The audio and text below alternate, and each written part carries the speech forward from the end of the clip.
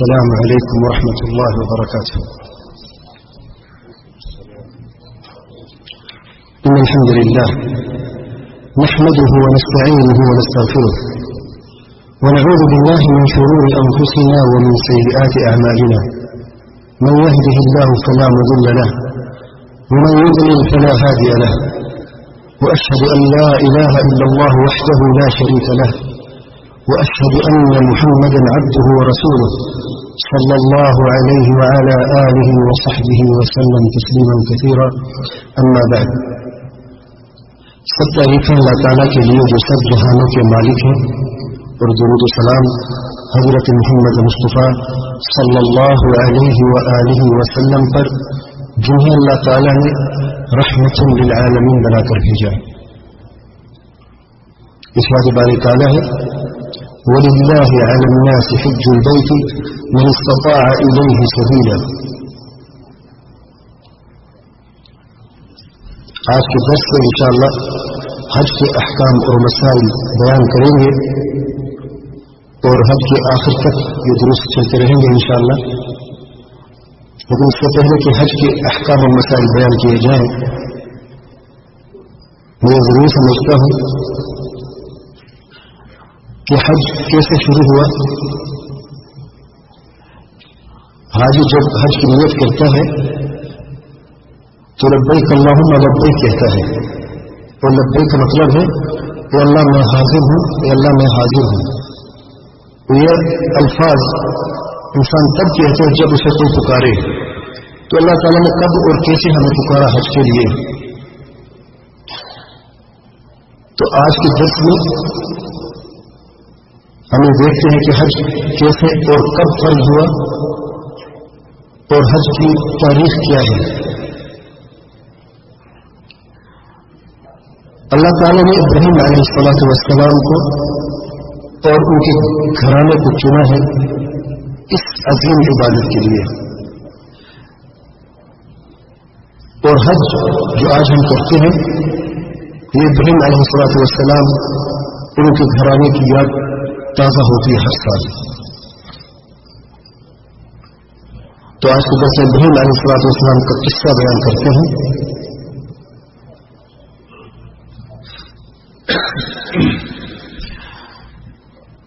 یہ قصہ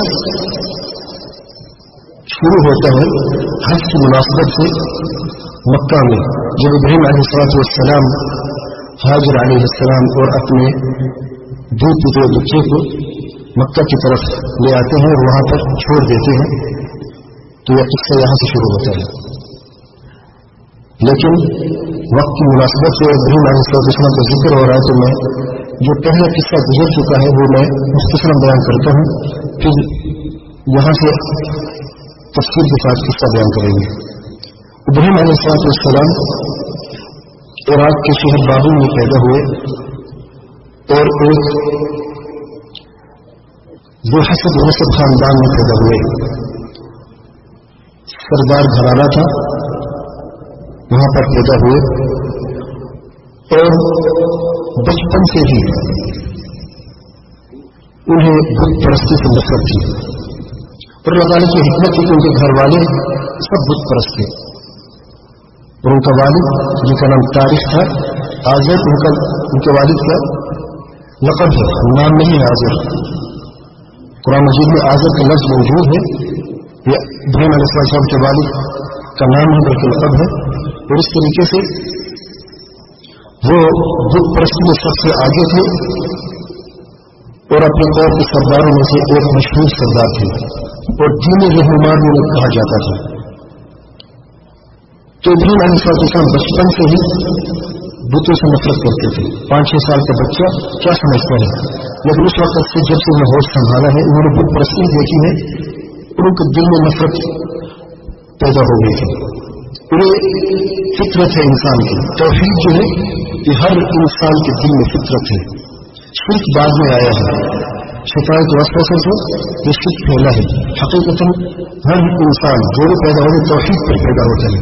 جیسے حدیث میں آیا ہے کل مولود یولد علی الفطرہ، جو بچہ پیدا ہوتا ہے وہ فطرت پر ہی پیدا ہوتا ہے، توحید پر ہی پیدا ہوتا ہے. پھر اس کے ماں باپ اور اس کا ماحول جس میں وہ رہتا ہے اسے یا تو یہودی بنا دیتے ہیں یا عیسائی بنا دیتے ہیں یا مجوسی بنا دیتے ہیں. یعنی جس بچے میں جس ماحول میں بچہ پیدا ہوتا ہے اور جس ماحول میں زندگی گزارتا ہے اس ماحول کے مطابق بچہ اس ماحول کے اندر ڈھل جاتا ہے اور انہی کے طریقے سے یہ یہودی یا عیسائی یا مجوسی ہو جاتا ہے. تو ابراہیم علیہ السلام بچپن سے نفرت کرتے تھے بتوں سے، اور جب وہ بڑے ہوئے 14-15 سال کی عمر ہوئی اپنے طور پر کھڑے ہوئے تو اس وقت سے انہوں نے توحید کی دعوت دینا شروع کی اور سب سے پہلے اپنے والد کو دعوت دی. اپنے والد صاحب سے بڑے پیارے انداز سے خطاب کر کے کہتے ہیں کہ یہ جو بت جن کی تم مجاوری کرتے ہو، ہم تم یہاں عاکفون مجاوری کرتے تھے، ہم صبح و شام بتوں کے پاس رہتے اور ان سے مجھ کو کچھ احاطے طرح طلب کرتے، نفع نقصان کا مالک انہیں سمجھتے. اسی طریقے سے وہ مجاوری کرتے اور صبح شام ان سے فیض و برکات حاصل کرنے کے لیے سارا وقت گزارتے. اسے قرآن مجید میں لفظ عاکفون کا آیا ہے کہ وہ وہاں پہ اعتکاف کرتے اور مجاوری کرتے. کیا یہ سنتے ہیں یا دیکھتے ہیں؟ کیا یہ بت نفع نقصان کے مالک ہیں جن کو تم مجاوری کرتے ہو؟ تو ان کے والد ان کے دین میں رہنما تھا اور سردار تھا، تو اپنے بیٹے کی بات کو غور نہیں کیا، چھوڑ دیا. یہی دفعہ دوسری مرتبہ اس طریقے سے پھر ابراہیم علیہ السلام نے باہر لوگوں سے بات کرنا شروع کی اور لوگوں کو شرک سے آگاہ کیا اور بت پرستی سے منع کیا اور توحید کی دعوت دی، لیکن لوگوں نے بھی ان کی دعوت کو قبول نہ کیا، بلکہ بات مشہور ہوئی اور ان کے والد صاحب تک بات پہنچی کہ آپ کا بیٹا ابراہیم علیہ السلام لوگوں کو بت پرستی سے منع کرتا ہے اور بتوں کو غلط الفاظ استعمال کر کے انہیں محسوس کرتا ہے، بتوں کے خلاف بات کرتے ہیں، ہمارا خدا ہے ان کو برا بلا کہتا ہے. اب تو ان کے والد نے انہیں بلایا اور سختی برتی اور یہ دھمکی دی کہ اگر تم اس کی سے باز نہ آئے تو میں تمہیں گھر سے نکال دوں گا، تمہیں جلا وطن کر دوں گا. جب ابراہیم علیہ السلام ایک موقع کی تلاش میں تھے کہ یہ لوگ باہر نکلے انہیں بتوں کو توڑ دوں، لیکن کیونکہ مجاوری کرتے صبح شام رہتے تھے تو موقع نہ مل رہا تھا انہیں. تو اللہ تعالیٰ کی حکمت سے کیونکہ ہر سال میں ایک دن عید ہوتی تھی، میلہ ہوتا تھا، تو وہ اس دن میں اپنا کھانا پینا ان بتوں کے سامنے رکھ کر چلے جاتے اس میلے کی طرف اور بتوں کے ساتھ کوئی نہ رہتا. تو اس دن میں انہوں نے ایسا نہیں کیا، بلکہ رات کو جب وہ تیاری میں تھے تو ابراہیم علیہ السلام سے یہ کہا کہ ابراہیم تم تیاری کیوں نہیں کرو، تم ہمارے ساتھ چلو، میلے کی تیاری کرو، صبح ہم نے میلے کی طرف جانا ہے. ابراہیم علیہ السلام نے کیونکہ ان لوگوں نے یہ بھی عقیدہ موجود تھا کہ آسمان کے تارے بھی نفع نقصان کے مالک ہیں. جب انسان شرک کے جنگ میں پھنس جاتا ہے تو اتنی کمزور ہو جاتا ہے تو اسے ہر چیز میں مشکل کشائی حاجت رہی نظر آتی ہے. جیسے کہتے کہ ڈوبنے والے کو 3 چیز کے سہارے کی ضرورت ہوتی ہے، تو وہ بیچارے کبھی پتھر میں، کبھی تاروں میں، کبھی گائے، کبھی بکری میں، کبھی درند پرند میں نفع نقصان مشکل کشائی سمجھتے تھے. تو ابراہیم علیہ السلام ان پر حجت قائم کرنے کے لیے آسمان کی طرف دیکھا اور یہ کہا کہ میرا تارا گردش میں ہے، کل میں بیمار ہو جاؤں گا اس لیے میں تمہیں یہ ساتھ نہیں جا سکتا. یہ کل تک تو برا بنا کہتا تھا بتوں کو، آج ہمارے ساتھ ہو گیا ہے. بڑے خوش ہوئے کہ ٹھیک ہے تم نہ جاؤ، تو بیمار ہو جاؤ تو گھر میں ہی رہو. نبی کریم صلی اللہ علیہ وسلم فرماتے ہیں ابراہیم علیہ السلام نے یہ جھوٹ کہا لیکن یہ حق پر تھا. حقیقت ہے کہ تاروں کو دیکھ کر کیا ہوتا ہے، تارے نفع نقصان کے مالک تو نہیں ہے، لیکن ان پر حجت قائم کرنے کے لیے کیونکہ وہ لوگ یہ عقیدہ رکھتے تھے تو انہیں کی زبان میں انہوں نے یہ بات کی. صبح سب لوگ اکٹھے ہوئے اپنے بچوں کی طرف گئے اور کھانا پینا رکھا برکت حاصل کرنے کے لیے، تاکہ شام کو ہم آئے تھکے ہوئے آئیں گے تو بڑے خوب کھائیں گے اور پیئیں گے، برکت والا کھانا کھائیں گے اور برکت والا پانی پیئیں گے. چلے گئے. ابراہیم علیہ السلام آئے کڑھائی لے کے اور بتوں کے سامنے کھڑے ہوئے اور بڑے پیارے انداز سے خطاب کرتے ہیں. قرآن مجید یہ منظر بیان کرتے ہوئے اللہ تعالیٰ فرماتے ہیں کہ ابراہیم علیہ السلام جب آئے سب سے پہلے بتوں سے کہا کھاؤ تم کھاتے کیوں نہیں ہو؟ کھانا پینا سامنے رکھا ہے تم کھاتے کیوں نہیں ہو؟ بت کہاں کھا پی سکتے ہیں؟ پھر اس کے بعد فرمایا اچھا بولتے کیوں نہیں ہو؟ کچھ بولو تو صحیح. پھر اس کے بعد کلاڑی اٹھائی اور سب کو توڑنا شروع کیا اور ان سب کو ذرہ ذرہ کر دیا سوائے ایک کے جو بڑا تھا. یہ سب بتوں کا سردار تھا. اس کے علاوہ سب کو توڑ دیا. اب دیکھیں تینوں الفاظ میں سب سے پہلے کھاتے کیوں نہیں ہو بتوں سے خطاب کرتے ہوئے, نمبر 2 بولتے کیوں نہیں ہو, اور نمبر 3 اس کے بعد انہیں توڑنا شروع کیا. اس سے کیا فائدہ ہوتا ہے؟ یہ الفاظ کیوں استعمال کیے ابراہیم علیہ السلام نے؟ اس لیے کہ دیکھیں آج اسی کی انتہا دیکھیں کہ اتنی آج اس بت ہے پتھر ہے جنہیں لوگ خدا سمجھتا ہے. حرکت تو کر نہیں سکتے. کھانے کے لیے اس لیے کہا جو انسان کھانے کے لیے آتے آگے بڑھتے تو حرکت ہوتی ہے نا, تو حرکت نہیں کر سکتے. اچھا حرکت نہیں کر سکتے تو پتھر ہو بت ہو بولو تو صحیح. بولنے کی حرکت کی ضرورت ہوتی ہے. آپ ایک دن کھڑے ہو کر بھی بول سکتے ہو, تو بولنے کی طاقت بھی نہیں. جو بولنے کی طاقت بھی نہیں, حرکت کی طاقت بھی نہیں. اچھا اپنے آپ کو بچا سکتے ہو تو بچاؤ, اپنے آپ کو بھی نہ بچا سکے. بلکہ وہ سردار بت جو تھا وہ خود کو کیا باقیوں کو بھی نہیں بچا سکے. ابراہیم علیہ السلام کو توڑنے کے بعد وہ کلاڑی ان کے کندھے پر رکھ کر جو بڑا بت تھا اس کو چھوڑ دیا, کندھے پر رکھ کر چلے گئے. شام کو جب آئے قوم والے اندر گھسے تو کوئی بڑا عجیب منظر تھا. ان کے خدا ٹوٹے پھوٹے پڑے تھے, بکھرے ہوئے تھے ذرہ ذرہ ہو کر. ان کے لیے وہ منظر قیامت کا منظر تھا. دیکھیں انسان اس دنیا میں اگر اس کی دنیا کی کوئی چیز چلی جاتی ہے دکھ تو ہوتا ہے, لیکن انسان سمجھ جاتا ہے. لیکن جس چیز کا تعلق دل سے ہو اور عقیدے سے ہو اس میں اگر تھوڑا سا خدشہ ہو جائے تو انسان سے برداشت نہیں ہوتا. خاص طور پر ان لوگوں کے دلوں میں جو محبت بھری ہوئی تھی بتوں کی, یہ اللہ تعالیٰ کی طرف سے ایک عذاب تھا. آپ جانتے ہیں کہ اللہ تعالیٰ کے عذاب کی بہت سارے قسمیں ہیں. کچھ لوگ سمجھتے ہیں آسمان سے بجلی گرے گی یہ اللہ تعالیٰ کا عذاب ہے, یا زمین میں کافر دھس جائیں گے یہ اللہ تعالیٰ کا عذاب ہے, یا آندھی طوفان آئے گا یہ اللہ تعالیٰ کا عذاب ہے. نہیں, اس سے جو بڑا عذاب ہے اللہ تعالیٰ کا کہ کافر کفر میں بڑھتا جائے اور مشرک شرک میں بڑھتا جائے اور اس کے دل میں کفر اور شرک کی محبت بڑھتی جائے, تاکہ جب اس کو موت آ جائے تو کفر اور شرک میں اتنی غرق ہو چکا ہو کہ اس کی بخشش کی کوئی تھوڑی سی گنجائش بھی نہ ہو. اور یہ سب سے بڑی بدبختی ہے اور سب سے بڑا عذاب ہے. جب وہ آئے اور دیکھا سب کچھ ٹوٹا ہوا ہے, ان کے خدا بکھرے ہوئے ہیں, صرف ایک سامنے کھڑا ہے اس کو کسی نے ہاتھ نہیں لگایا, تو یہ کہ یہ کیا ہو گیا ہے, یہ کس نے کیا ہے؟ چاہے تو یہ تو خدا سے پوچھتے جو سامنے کھڑا ہے, لیکن یہ کس نے کیا ہے؟ تو کچھ لوگوں نے کہا ہم نے سنا ایک جوان کو جس کا نام ابراہیم ہے ان کا ذکر کر رہا تھا, ان بتوں کا ذکر کر رہا تھا. تو ابراہیم علیہ السلام کو بلایا گیا, لوگ اکٹھے ہوئے, ان کے سردار اکٹھے ہوئے. اب ابراہیم علیہ السلام کو لے کے آئے اور یہ ثابت کرنا چاہتے ہیں کہ کس نے توڑے ہیں. ابراہیم علیہ السلام سے سوال کیا گیا اے ابراہیم یہ تو نے کیا؟ تو وہ پاس ثبوت تو نہیں, صرف سنائی پہ ہے, ثبوت تو نہیں تھا, آنکھوں سے نہیں دیکھا.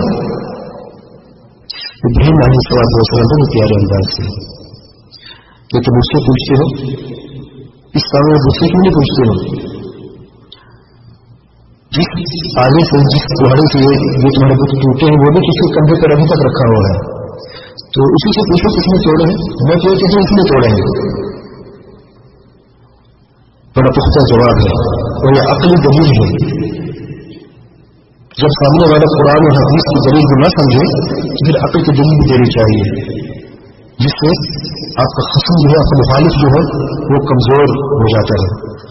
میں نے سوچا کہ واقعی تو صحیح کہہ رہا ہے, ہمارے ذہن میں بات کیسے نہیں آئی. ہمارا خدا جو ہے جو سامنے کھڑا ہے اور جس آگے سے ان بتوں کو توڑا گیا وہ بھی اسی کے پاس ہے, اور آپ سمجھتے ہیں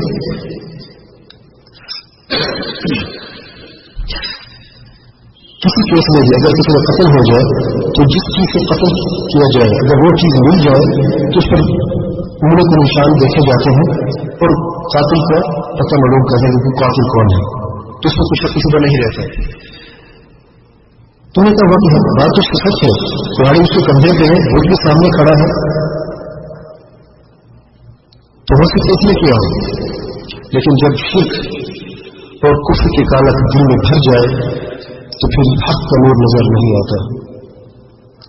شیطان میں ان سور جن موجود تھے، انہوں نے کہا یہ تو جانتا ہے کہ یہ بول ہی نہیں سکتے، اس لیے تمہاری اپنوں کے ساتھ کھیل رہا ہے، تم بیوقوف بنا رہا ہے، مجھ کہاں بات کریں گے، تم بھی جانتے کچھ بات نہیں کر سکتے۔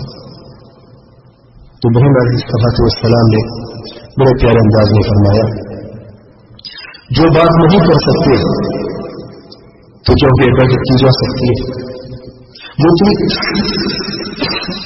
جو اتنی کمزور ہے جو بات نہیں کر سکتے کیا وہ رب کہلانے کے لائق ہے؟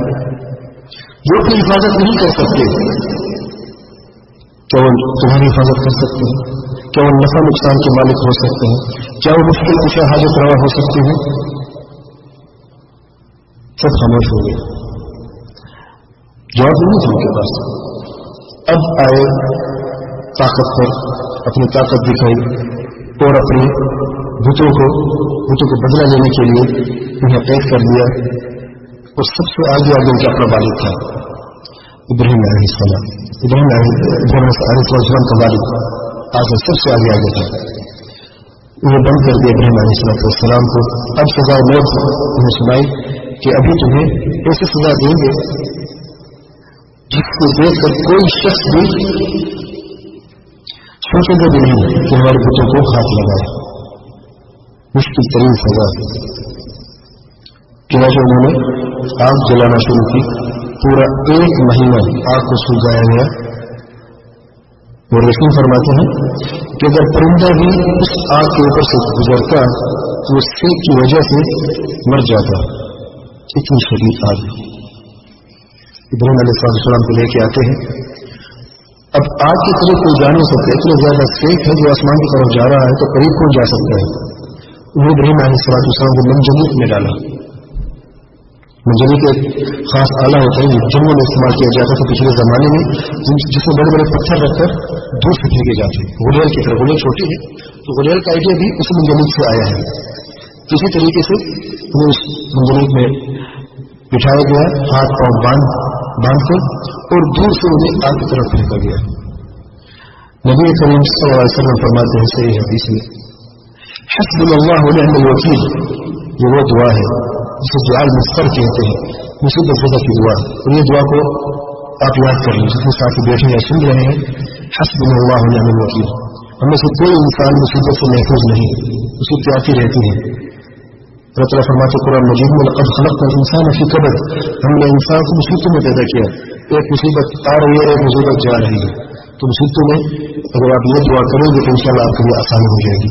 حسبنا اللہ ونعم الوکیل، ابراہیم علیہ السلام نے یہ دعا پڑھی جب انہیں آگ میں پھینکا گیا تو اللہ تعالیٰ انہیں نجات دی گئی۔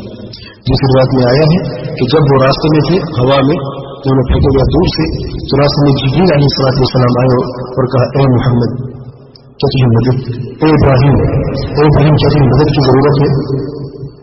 ابراہیم علیہ السلام کا ایمان دیکھیں، یہ کہ اے جبریل تجھ کو مدد کی ضرورت نہیں ہے، ہاں اگر اللہ تعالیٰ مدد کرنا چاہتا ہے تو مجھے اللہ تعالیٰ کی مدد کی سخت ضرورت ہے۔ اور اس طریقے سے جب انہوں نے یہ دعا کی حسبنا اللہ ونعم الوکیل، اللہ تعالیٰ نے انہیں یہ دعا سکھائی، اور ان کے منہ سے یہ الفاظ نکلے، جو ہی آگ کے اندر گئے اللہ تعالیٰ نے آگ کو حکم دیا، ان یا نار کونی بردا وسلاما علی ابراہیم، اے آگ تو ٹھنڈی ہو جائے اور سلامتی کے ساتھ ابراہیم علیہ السلام کے لیے ٹھنڈی ہو جائے، ٹھنڈک اور سلامتی دونوں۔ حضرت عبداللہ بن عباس رضی اللہ عنہ فرماتے ہیں اگر اللہ تعالیٰ آگ کو یہ حکم دے دیتا ہے جو ٹھنڈی ہو جائے تو ٹھنڈک کی وجہ سے ابراہیم علیہ السلام کو تکلیف پہنچتی، اس لیے الفاظ یہ ہیں بردن و سلامن، ٹھنڈک اور سلامتی کے ساتھ۔ ابراہیم علیہ السلام جو بھی آگ میں جاتے ہیں کھڑے ہو جاتے ہیں، ان کے رسیاں جل جاتی ہیں لیکن وہ کپڑے کو، ان کے جسم کو، ان کے بالوں کو آگ تک نہیں چھوتی. آگ کبھی نہیں جلاتی سوائے اللہ تعالیٰ کے حکم کے یاد رکھنا. آگ بھی اللہ تعالیٰ کے حکم کی فرمانبرداری کرتی ہے. ابراہیم علیہ السلام کھڑے ہو جاتے ہیں. ایک روایت میں ابراہیم اور رحیم فرماتے ہیں کہ وہ آگ کے اندر ہی نماز انہیں آ جاتی ہے، آگ کے اندر. اور ابراہیم علیہ السلام تھوڑی دیر کے بعد باہر نکلتے ہیں. لوگوں کو یہ انتظار تھا کہ اب ابراہیم علیہ السلام جل کر راکھ ہو چکے ہوں گے، لیکن یہ ان کی سوچ تھی، یہ ان کا منشا تھا. جو اللہ تعالیٰ چاہتے تھے، جو اللہ تعالیٰ کا منشا تھا، وہ یہ تھا کہ تھوڑی دیر کے بعد ابراہیم علیہ السلام اپنے پاؤں پہ چلتے ہوئے باہر نکلے آگ سے. لوگوں نے آنکھوں سے دیکھا اور یہ سب سے بڑا معجزہ تھا ابراہیم علیہ السلام کے لیے. لیکن جس میں نے پہلے بیان کیا ہے کہ ان کے دل کفر اور شرک سے اتنے بھر چکے تھے کہ انہیں کہیں بھی حق کا نور نظر نہیں آتا تھا. وہ اندھے ہو چکے تھے حق سے. اللہ تعالیٰ کو اندھا کر دیا. پوری قوم میں سے صرف ایک شخص مسلمان لوط علیہ السلام. لوط ابراہیم علیہ السلام کے بھتیجے تھے. وہ مسلمان ہوئے. جب لوگوں نے دیکھا، ان کے والد نے دیکھا کہ آگ سے بھی یہ بچ گیا، اب یہ چھوڑ دو، ہم سے کس کو کچھ نہیں بگاڑ سکتے. اور ابراہیم علیہ السلام کی بات مشہور ہوئی اور وہاں کا جو بادشاہ تھا نمرود، وہاں تک بات پہنچی کہ ایک ایسا جوان ہے جو آگ سے بھی سلامت نکل گیا. تو نمرود نے انہیں بلایا ابراہیم علیہ السلام کو. میں اس شخص کو دیکھنا چاہتا ہوں، یہ کون ہے؟ یہ کوئی جادوگر ہے، کیا چیز ہے؟ آگ سے کون بچ سکتا ہے؟ انہیں کیسے بچ کے آ گیا؟ انہیں بلاتے ہیں. اب قرآن مجید ایک اور منظر سامنے لاتے ہیں، بڑے پیارے انداز میں رکھا ہے. یہ قصہ بیان کرتے سورۃ بقرہ میں کہ ابراہیم علیہ السلام کو ابراہیم علیہ السلام سے خطاب کرتے ہیں نمرود. ابراہیم تیرا رب کون ہے؟ کیونکہ ابراہیم علیہ السلام سے جب پوچھا گیا کہ آج سے تمہیں کس نے نجات دلائی، وہ نہیں کہا کہ میرے پاس کن فیکون ہے، میں مشکل سے حاجت روا ہوں، میں خود سب کچھ کر سکتا ہوں. بالکل نہیں. انہوں نے یہ فرمایا کہ میرے رب نے مجھے نجات دلائی. تو لوگوں نے بات بالکل شائع ہو گئی، مشہور ہو گئی کہ ابراہیم کے رب نے ابراہیم کو آگ سے نجات دلائی. اور اس وجہ سے نمرود اپنے آپ کو رب کہتا تھا، رب سمجھتا تھا. اس لیے بلایا ابراہیم علیہ السلام کو کہ تیرا رب کون ہے. تو سب سے پہلے سوال جو کہ نمرود نے تیرا رب کون ہے؟ ابراہیم علیہ السلام نے فرمایا میرا رب وہ ہے جو زندگی اور موت دیتا ہے. نمرود نے کہا یہ کیا بات ہوئی، یہ کام تو میں بھی کر سکتا ہوں.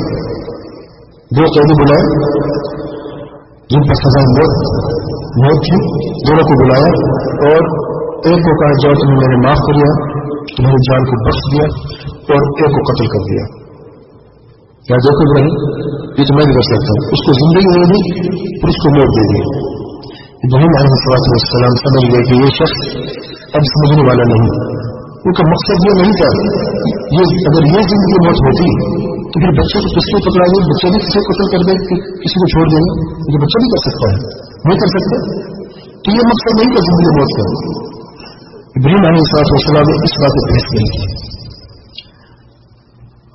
اس سے اور بڑی پختہ حجت لے کے آئے جس کے سامنے نمرود خاموش ہو جائے.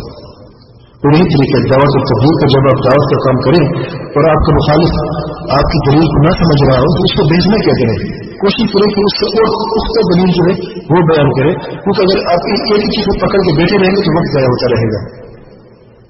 ابراہیم علیہ السلام نے فرمایا ٹھیک ہے، اگر اپنے آپ کو رب سمجھتے ہو تو میرا رب سورج کو مشرق سے نکالتا ہے، اگر تو رب ہے تو مغرب سے نکال کے دکھا. اللہ تعالیٰ فرماتے ہیں قرآن مجید میں فکر جب لگے کفر، وہ کافر بادشاہ نمرود وہی بہت کہتے ہیں ہوش حواس کھونے کو صدمہ پہنچ گیا انہیں.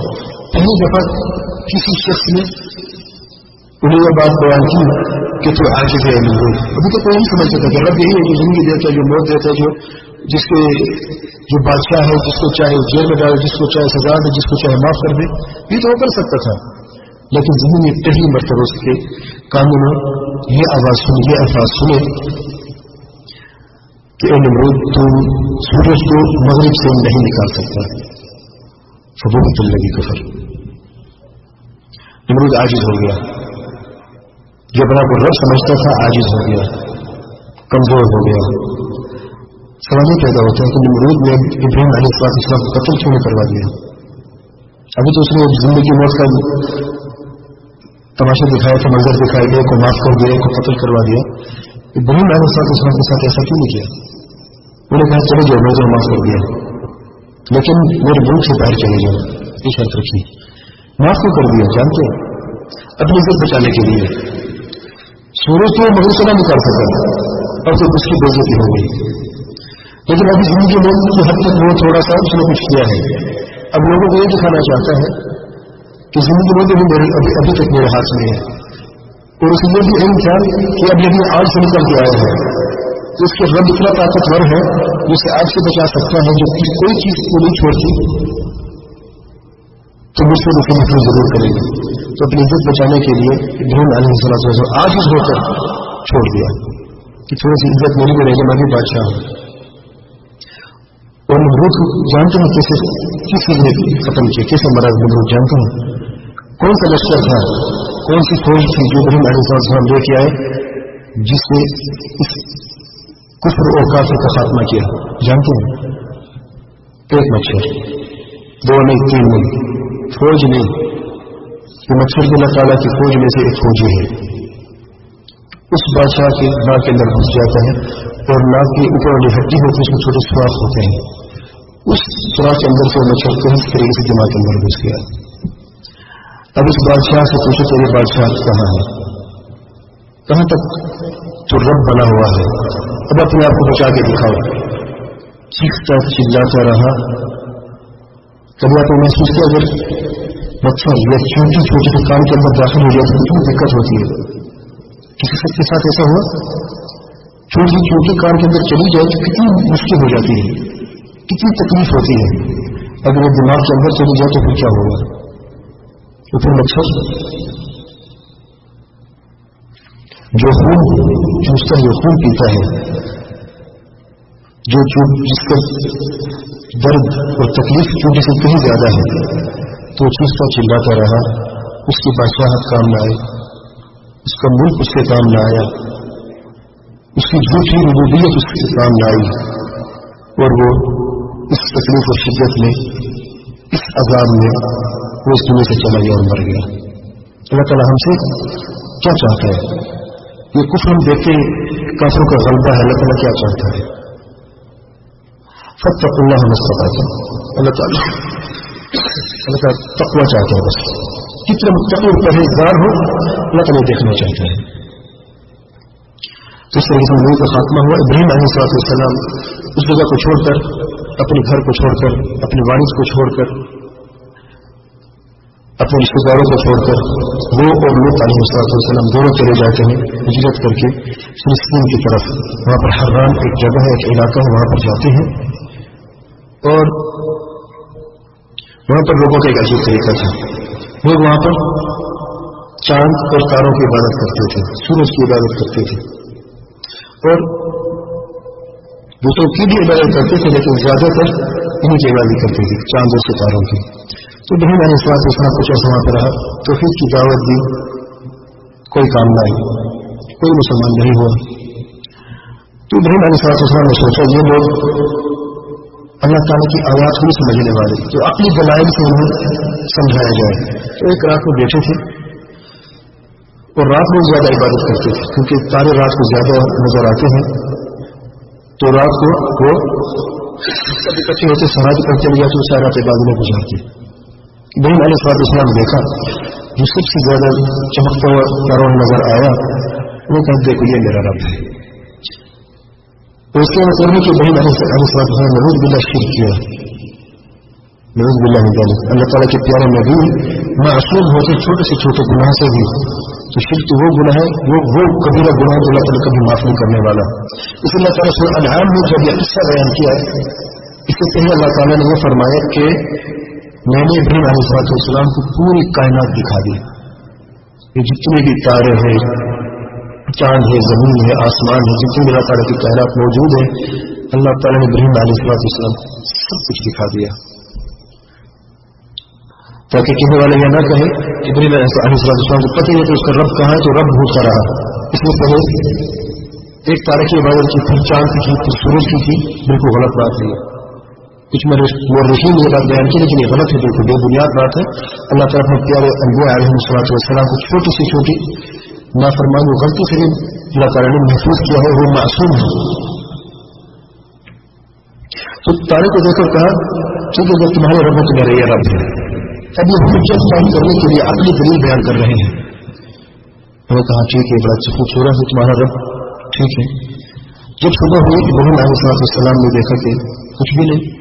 اب لوگوں سے مخاطب ہو کے کہا کہ مجھے رب کی ضرورت پڑ گئی ہے اس وقت, مجھے اس کی مدد کی ضرورت ہے اور رب تو موجود نہیں, میں کیا کروں. دیکھیں نہیں یہ رب جو ہے اس کے رات سے آتا ہے, ابھی گزارا کر لو کسی طریقے سے, ابھی رب نہیں آنے والا, اب اس کو کوئی فائدہ نہیں ہے. صبر کرو رات تک انشاءاللہ, رات تک جو ہے آپ کو مسئلہ ہو جائے گا, ابھی کچھ نہیں ہوگا. چونکہ رات ہوئی وہ کہ دیکھو یہ جو رب تھا جو رات کو تھا دن کو ختم ہو جاتی ہے, میرا رب نہیں ہے, میں اس رب کو نہیں مانتا. یہ جو چاند ہے اس سے زیادہ خوبصورت ہے, اس سے زیادہ چمکدار ہے, تمہیں رب یہ چاند ہے. ان کا ٹھیک ہے یہ اچھی بات ہے. تو چاند کی صبح ہوئی چاند ختم. انہوں نے کہا کیا مجھے رب کی ضرورت پڑ گئی, کہاں ہے میرا رب. یہ رب بھی رات کو آتے دن کو نہیں آتا, ابھی بھی گزارا کرو رات تک. یہ کیسے رب ہے تمہارے, ایک وقت میں دوسرے وقت میں ہے نہیں, مجھے اس وقت ضرورت نہیں ہے رب کی, اس وقت موجود ہی نہیں. ٹھیک ہے پھر میں رات کے ربوں کو چھوڑ کر دن کے رب کو دیکھتا ہوں. سورج دیکھ رہے ہو نہیں, یہ سب سے بڑا ہے, خوبصورت ہے, روشنی بھی سب سے زیادہ ہے, بس یہ میرا رب ہے. میں کہا بالکل ٹھیک ہے. اب دیکھیے عقل غریب, چھوٹا تارا, پھر اس سے بڑا چاند جو زمین کے زیادہ قریب ہے, پھر سورج جو سب سے بڑا ہے سیاروں کے لحاظ سے. پھر رات ہوئی, اب مجھے رب کی ضرورت ہے رات. اب رب نے رکھا ہے کیونکہ یہ جو سورج ہے دن کو کام آتا ہے, رات کو یہ کام نہیں آتا. کہ بہن علیہ السلام بڑے پیارے انداز سے فرماتے ہیں میں نے اپنا چہرہ اس رب کی طرف کر دیا ہے, اپنے آپ کو اس رب کے حوالے کر دیا ہے جو ان سب تاروں کا اور چاند اور ستاروں کا اور سورج کا جو خالق ہے اور جو ان سب کا مالک ہے. میں اپنا چہرہ اللہ تعالیٰ کی طرف سے کرتا ہوں, میں اپنا چہرہ اللہ تعالیٰ کی طرف کرتا ہوں اور اپنے آپ کو اللہ تعالیٰ کے حوالے کرتا ہوں. اس طریقے سے لوگوں کو سمجھ آئی واقعی سچ کہہ رہا ہے. یہ کیسا رب ہے, رات کو نہیں تو دن کو نہیں, دن کو ہے تو رات کو نہیں. تو اس رب کی طرف کیوں رجوع کیا جائے جو ہر وقت آپ کے ساتھ ہے, جو ہمیشہ آپ کی سنتا ہے, جو ہر وقت نفع نقصان کا مالک ہے, جو ہر وقت مشکل کچھ حاجت روا ہے, جو طاقتور بھی ہے, جو کمزور بالکل نہیں, جو کسی کا محتاج نہیں, جو سمجھ ہے. لیکن پھر وہی بات شرک اور بدعات اور خرافات میں ان کے دلوں میں اتنی جگہ کر چکے تھے ان کو حق کا نور نظر نہیں آیا, اور ان سب میں سے صرف ایک عورت مسلمان ہوئی, سارا علیہ السلام. سارا مسلمان ہوئی اور اللہ تعالیٰ نے اپنے اس پیارے نبی ابراہیم علیہ السلام کے لیے ایسی عورت کو چنا جو اس زمین پر سب سے خوبصورت تھی اس وقت. نبی کریم صلی اللہ علیہ وسلم سے حدیث میں فرماتے ہیں کہ سارا علیہ السلام سے کوئی بھی عورت خوبصورت نہیں تھی اس وقت, سب سے زیادہ خوبصورت سارا علیہ السلام تھی. ان کی شادی ہوتی ہے, دیکھتے ہیں کہ کوئی فائدہ نہیں, کوئی سننے والا نہیں, پھر اس زمین کو بھی چھوڑ کے ہجرت کرتے ہیں مصر کی طرف. مصر میں جاتے ہیں اور وہاں پر رہنے کی کوشش کرتے ہیں, لوگوں کو جا کے توحید کی دعوت دیں گے, شرک سے آگاہ کریں گے. بت پرستی ہر جگہ موجود تھی, لیکن اس سے پہلے کہ دعوت شروع کرتے فرعون, اس وقت فرعون کہتے ہیں مصر کے بادشاہ کو لقب ہے, اور ایک فرعون نہیں تھا. موسیٰ علیہ السلام کے وقت دوسرا فرعون تھا اور یہ دوسرا ہے. ایک لقب ہے بادشاہ کا, جو شخص مصر کا بادشاہ ہوتا ہے اسے فرعون کہتے ہیں, اس کا لقب فرعون ہوتا ہے. اس لیے جب وہاں پہ پہنچتے ہیں تو فرعون بڑا عیاش و بڑا بدکار انسان تھا. انہیں علم ہوا کہ اسے خوبصورت عورت آئی ہوئی ہے ایک اجنبی مرد کے ساتھ, دونوں مسافر لگتے ہیں. تو فرعون نے یہ حکم دیا کہ اسے پوچھنا, اگر وہ اس کا خامد ہے تو اسے قتل کر دینا, اور اس کا بھائی اسے چھوڑ دینا, اس عورت کو میرے پاس لے کے آؤ. اس طریقے سے اللہ تعالیٰ نے ابراہیم علیہ السلام وحی کے ذریعے آگاہ کر دیا کہ وہ اس طریقے سے آ رہے ہیں. ابراہیم علیہ السلام نے اپنی بیوی سے یہ فرمایا کہ اگر وہ آپ سے پوچھے میں کون تو کہیں گے میرا بھائی ہے, اور اللہ کی قسم اس زمین پر میرے اوپر اس وقت کوئی مسلمان ہے ہی نہیں, یعنی میری اسلامی بہن ہے. انہوں نے جھوٹ نہیں بولا, ظاہر تو جھوٹ ہے لیکن حقیقت اسلام کی بنیاد پر اسلام کی لحاظ سے بہن ہے. اس طریقے سے وہ آئے اور پوچھا تو میں کہا میرا بھائی ہے, تو اس طریقے سے وہ لے گئے. ابراہیم علیہ السلام اس وقت اللہ تعالیٰ کی طرف رجوع کیا اور دونوں ہاتھ اٹھائے اور رو کر اللہ تعالیٰ سے دعا کی کہ اللہ تعالیٰ میری بیوی کو محفوظ کرنا ان کی شر سے. اور ان کی بیوی بھی سارا علیہ السلام راستے میں اللہ تعالیٰ سے دعا کرتی تھی کہ اللہ تعالیٰ تو بہتر جانتے ہیں, تو بہتر جانتا ہے کہ میں اس سے تیری توحید کی کسی اور کے لیے کوئی عبادت صرف نہیں کی, تو ہی واحد مشکل کچھ حاجت ہوا ہے, تو ہی صرف واحد نفع نقصان کا مالک ہے, اور میں نے ہمیشہ تیرا نبی ابراہیم علیہ السلام کی پیروی کی ہے, بس مجھے اس کافر کے شر سے محفوظ کر دے. اور دعا میں یہ بھی فرمایا اور میں نے اپنے آپ کو ہر غیر مرد سے محفوظ کیا کہ بس مجھے اس کافر کے شر سے محفوظ کر دے. اور اس دعا مانگتے ہی جب وہ پہنچتے ہیں اور تھوڑا تو ہاتھ آگے کرتے اس کا ہاتھ شل ہو جاتا ہے, رک جاتا ہے, آگے نہیں کر سکتا. دوسری مرتبہ بھی ایسے کہ تیسری مرتبہ بھی وہ کچھ نہ کر سکا, ہاتھ آگے کر کے اس کا ہاتھ رک جاتا تھا, شل ہو جاتا تھا. تو آخر اس نے کہا مجھے پتہ ہے سب تیری وجہ سے ہے, تو میں آپ سے وعدہ کرتا ہوں کہ مجھے ٹھیک کر دو اور میں آپ کو رخصت کر دیتا ہوں, معاف کر دیتا ہوں, تو میں تحفہ آج بھی دے دیتا ہوں. اسی طریقے سے اللہ تعالیٰ سے دعا کرتی ہے کہ اللہ تعالیٰ اس کو ٹھیک کر دوں. اس کا ہاتھ ایسے رہا کہ لوگ مجھے قتل کر دیں گے. تو اس طریقے سے جب ٹھیک ہو جاتا ہے فرعون تو اپنا وعدہ پورا کرتے ہوئے انہیں تحفہ بھی دیتا ہے. اور ایک عورت حاجر علیہ السلام ان کو بطور ہدیہ پیش کرتا ہے, اور سارا علیہ السلام واپس آتی ہے, انہیں باعزت واپس کر دیا جاتا ہے. جب واپس آ کے دیکھتے ابراہیم علیہ السلام سیکھ دیں گے, اللہ تعالیٰ سے رو کر دعا مانگ رہے ہیں. آپ یہ دیکھیں اللہ تعالیٰ کے پیارے نبی کے پاس کن فیکن نہیں. اللہ تعالیٰ کے پیارے نبی ابراہیم علیہ السلام اتنی قربانیاں دینے کے بعد بھی اس کی کچھ حاجت روا نہیں ہے. لیکن آج کا مسلمان کا یہ عقیدہ ہے, مجھے تعجب ہوتا ہے, وہ کہتے ہیں ہمارے پیر کے پاس اس کی کچھ حاجت روائی ہے, غوث اس کی کچھ حاجت روا ہے, نفع نقصان کا مالک ہے, فلاں بزرگ سنتے ہیں اور وہ مدد کرتے ہیں, ہم انہیں پکارتے ہیں اور ان کے لیے قربانی نظر نیاز کی جاتی ہے. کتنی تعجب کی بات ہے. ابراہیم علیہ السلام اگر ان کے پاس کن فیکن ہوتا تو ایک کن سے انہیں جلا کر راہ کر دیتا, لیکن ان کے پاس کچھ بھی نہیں. سب کچھ اللہ تعالیٰ کے ہاتھ میں ہے, سب کچھ اللہ تعالیٰ کے پاس ہے.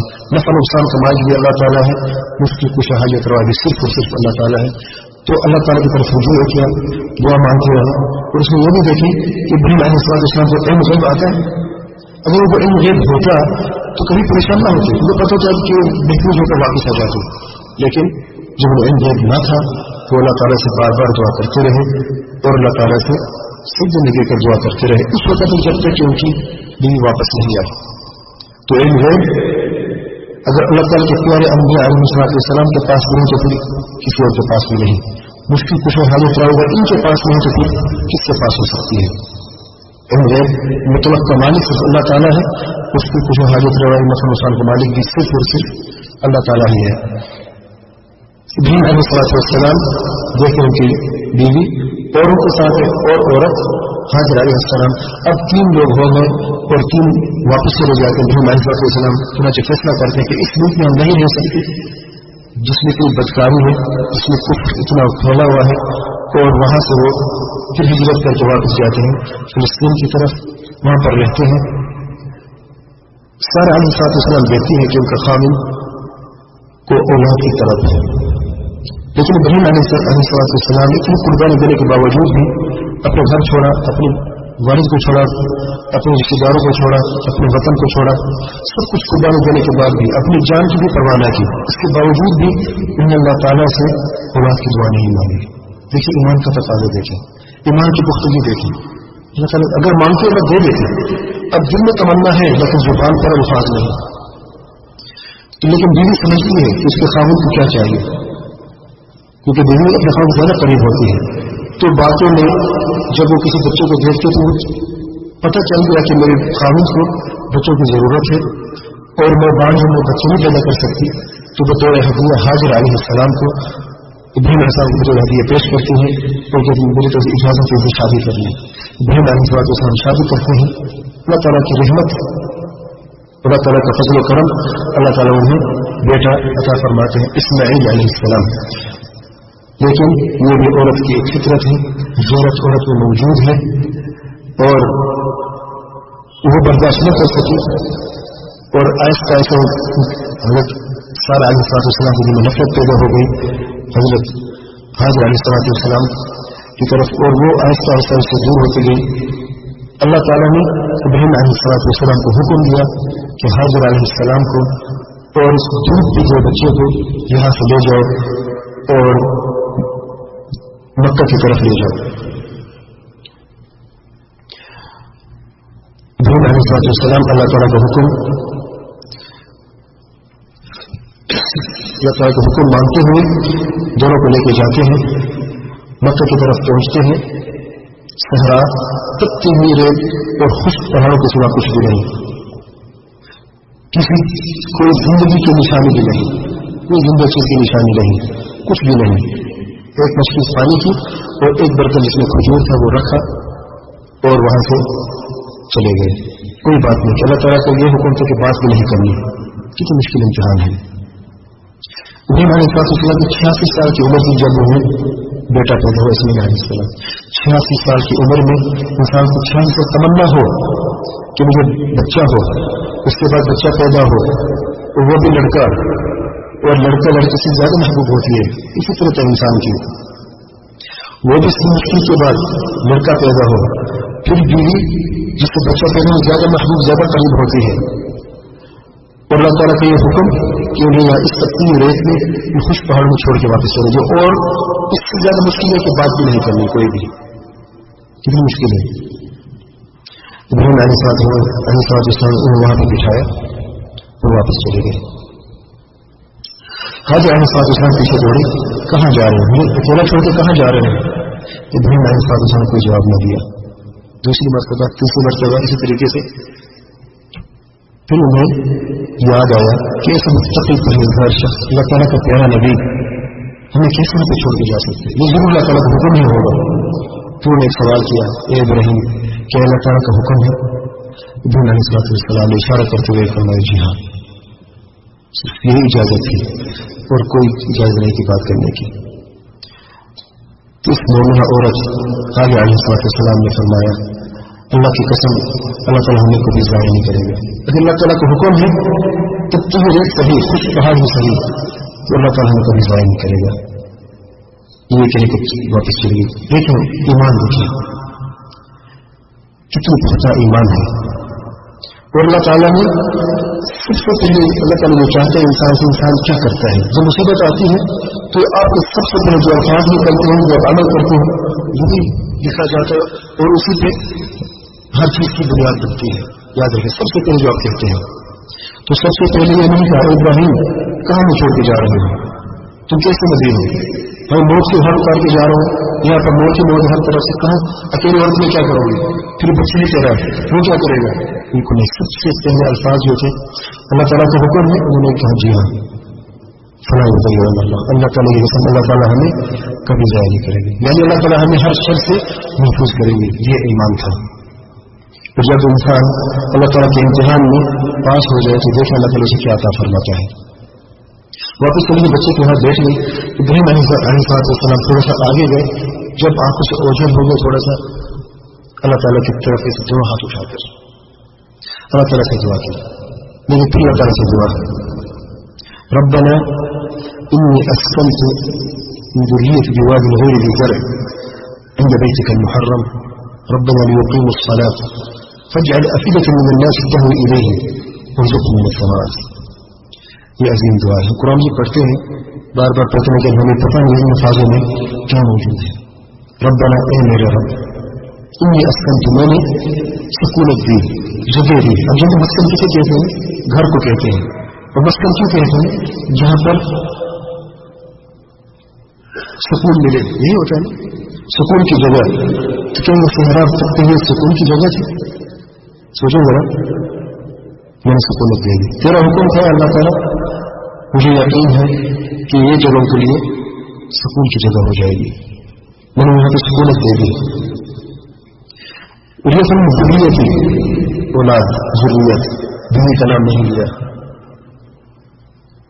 بواد الغیر اس جگہ پر جہاں پر کوئی پودا بھی نہیں، یعنی جہاں پر زندگی کی نشانی کوئی اثر بھی نہیں ہے. عند بیتک المحرم، تیرے حرام گھر کے قریب. کون سا گھر؟ کوئی گھر تھا وہاں پہ؟ کوئی تھا گھر؟ کوئی گھر نہیں ہے. جب تم رہی تھی کوئی کعبہ، کوئی گھر نہیں. کیوں تعجب کی بات، اللہ تعالیٰ نے حکم دیا میرے گھر کی طرف لے کے جاؤ.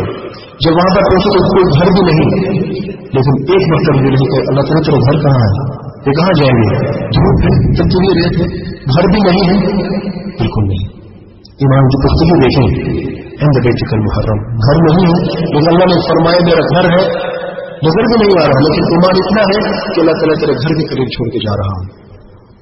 اللہ نے کہہ دیا گھر ہے تو گھر ضرور ہے، ہمیں نظر نہیں آتا اور بات ہے، اس زمین پر موجود نہیں اور بات. اللہ نے کہہ دیا اللہ کا فرمان ہے میرا گھر ہے تو اللہ تعالیٰ کا گھر ہے.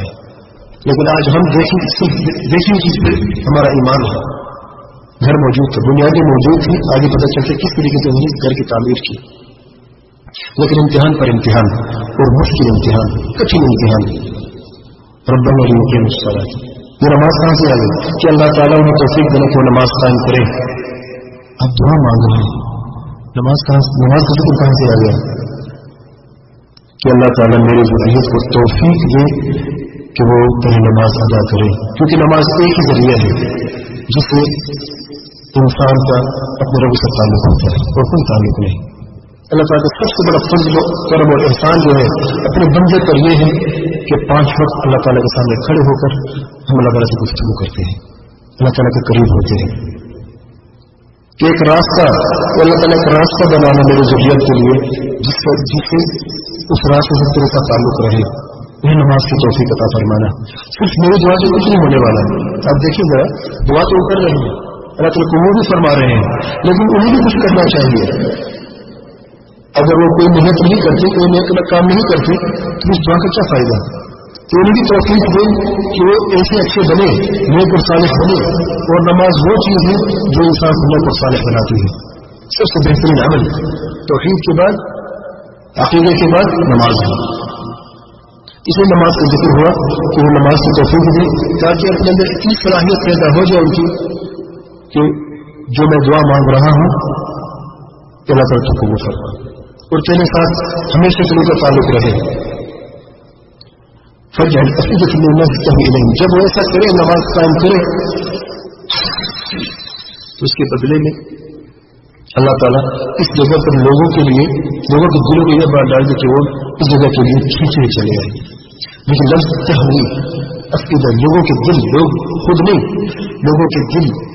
اور تہوی کا لفظ جانتے ہیں عربی زبان میں کہتے ہیں جب کوئی چیز اوپر سے نیچے گرتی ہے. آپ پتھر پھینکے اوپر سے جو گہرائی کی طرف جاتے ہیں کتنی تیزی سے جاتا ہے. اور آج آپ دیکھیں جب حج شروع ہوتا ہے لوگوں کے دل کیسے کھینچے چلے آتے ہیں. کچھ لوگ ایسے بھی دیکھیں گے جب حج شروع ہوتے ہیں ان کے آنسو بہاتے ہیں. اور کچھ لوگ تمنا کرتے ہیں ساری زندگی کہ ہم حج کریں. اور ایسے لوگوں کو میں جانتا ہوں جو 20 سال پورے تھوڑے تھوڑے پیسے جمع کر کے انہیں حج کیا ہے. 20 سال یہ تمنا کہ اللہ تعالیٰ حج نصیب ہو. اللہ تعالیٰ گھر دیکھنے کے لیے ترستے ہیں اور ہم پر اللہ تعالیٰ کا کتنا فضل و کرم ہے. اللہ تعالیٰ گھر کے نزدیک ہیں، جب چاہیں چلے جاتے ہیں. اللہ تعالیٰ گھر کی زیارت بھی کرتے ہیں، عمرہ بھی کرتے ہیں. اور جب اللہ تعالیٰ توفیق دے حج بھی کر لیتے ہیں. کتنا تعالیٰ کی ہم پر فضل و کرم ہے. اور یاد ہے کہ جتنے بھی آپ پر نعمتیں ہیں اتنے امتحان ہوتے ہیں، اتنے بھی آپ پر فرض ہوتے ہیں، واجبات زیادہ ہو جاتے ہیں. یہ فرض ہے آپ پر کہ آپ پر جیسے حاجی آتے آپ کے لیے آپ ان کو ایک تو گھر میں بلاتے ہیں، مہمان نوازی کرتے ہیں، اچھی مہمان نوازی کرتے ہیں. لیکن کبھی انہیں توحید کی بات کی، کبھی انہیں حج کا طریقہ سمجھایا کس طریقے سے حج کیا جاتا ہے، کبھی انہیں شرک بدعات اور خرافات سے انہیں آگاہ کیا. اللہ تعالیٰ پوچھے گا. یاد رکھیے ہم ڈرتے نہیں کیا کہیں گے تم وہاں بھی بن گئے ہو. اللہ تعالیٰ جب آپ اپنی زبان سے اس طریقے سے خلوص و نیت کے ساتھ کبھی کبھی دعوت دیں گے تو اللہ تعالیٰ آپ کے لیے آسانی پیدا کر دے گا. بہرحال ابراہیم علیہ السلام چلے جاتے ہیں اور یہ آخری دعا کے الفاظ تھے کہ انہیں پھلوں سے نوازنا، رزق دینا پھلوں کا. تو آج وہ پھل آپ دیکھتے ہیں ماشاءاللہ مکہ میں کھانے کے لیے کبھی کمی نہیں ہوتی ہے کبھی. لاکھوں کی تعداد میں لوگ آتے ہیں. اس وقت 2 کے لیے ایک عورت ایک بچے کے لیے کچھ نہیں تھا، اور آج لاکھوں کی تعداد میں لوگ آتے ہیں، کوئی بھوکا اور پیاسا نہیں جاتا. یہ اللہ تعالیٰ کی حکمت ہے. جب وہ چلے جاتے ہیں 1 دن 2 دن 3 دن، کب تک ایک کھجور کا ایک برتن اور پانی کی ایک کب تک چلتی ختم ہو گئی. تو حضرت علیہ السلام اٹھی. ایک عورت کیا کر سکتی ہے؟ ضعیف عورت کیا کر سکتی ہے؟ کہ زمین کھود سکتی ہے پانی نکالنے کے لیے؟ نہیں کر سکتی، اس کے پاس میں نہیں ہے. ارد گرد دیکھا، سب سے زیادہ قریب اور اونچی جگہ صفا کی پہاڑی نظر آئی، اس کی طرف چلی گئی. اور اوپر جا کر دیکھا کہیں کوئی پانی کوئی چیز زندگی کا اثر کہیں ہے. دور دور تک دیکھا کوئی قافلہ جا رہا ہو، کہیں پانی نظر آ جائے، کچھ نظر آ جائے، کچھ بھی نہیں. پھر آگے کی طرف دیکھا، دوسری طرف دیکھا تو شمال کی طرف دوسری پہاڑی نظر آئی، مروہ، جو سب سے زیادہ اونچی جگہ تھی. تو اس کی طرف روانہ ہو سکتے اس پہاڑی کے پیچھے کوئی چیز ہو وہاں پر روانہ ہو. جو یہ نیچے آئی تو جو 2 سبز لائٹوں کے درمیان میں جگہ ہے، یہ گہری جگہ تھی اس وقت. اور اپنے بچے کو کعبے کے قریب وہاں پر چھوڑ دی. وہ جو جگہ تھی کعبے میں، تب تو کعبہ نہیں تھا، اس جگہ پر بچے کو لٹا دیا. اور اپنی نظری سے بچے کی طرف ہے کہ کوئی تکلیف نہ پہنچے بچے کو. دیکھ رہے ہیں یہی تو کچھ نہیں، لیکن بچھو صاحب کوئی چیز بھی آ سکتی ہے، تکلیف سے مضر کوئی چیز. اپنی آنکھیں بچوں کی طرف اور دوڑ رہی ہیں. جب وہ نیچے آئی، اب ان کے بچہ اوجھل ہو گیا، نظر نہیں آ رہا ہے، تو وہاں پر دوڑی. یہ 2 سبز لائٹیں لگی ہوئی ہیں، یہاں پر وہ دوڑی. آج ہم بھی دوڑتے ہیں، وہی سنت پوری کرتے ہیں اسی طریقے سے. دوڑی، جب تھوڑا سا اوپر ہوئی دوسری سبز لائٹ آئی، پھر بچہ نظر آیا، پھر وہ دوڑنے سے رک گئی اور آہستہ سے چلتی گئی. جب مروہ پر اوپر چڑھی دیکھا کچھ بھی نہیں. اب پھر سوچا کہ ہو سکتا اس سے اب کوئی چیز آ رہی ہے، ہوتا ہے اب انسان کے بس کچھ بھی نہیں ہے، تو اپنی طاقت لگا رہی ہے جتنی اللہ تعالیٰ کو طاقت دی ہے، اور کیا کر سکتی ہے. پھر اس طرف بھاگی. صفا اور مروہ کے درمیان 7 چکر لگائے.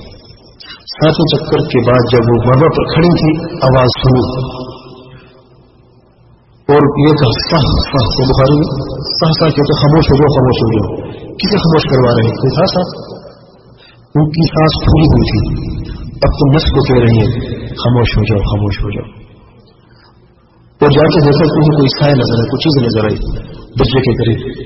دوڑتی ہوئی گئی، وہاں پر دیکھا جبریل علیہ السلام پر زمین پر مارتے ہیں، اور جہاں پر اسماعیل علیہ السلام بیٹھے ہیں ان کے قدموں کے قریب سے پانی نکل آ رہا ہے.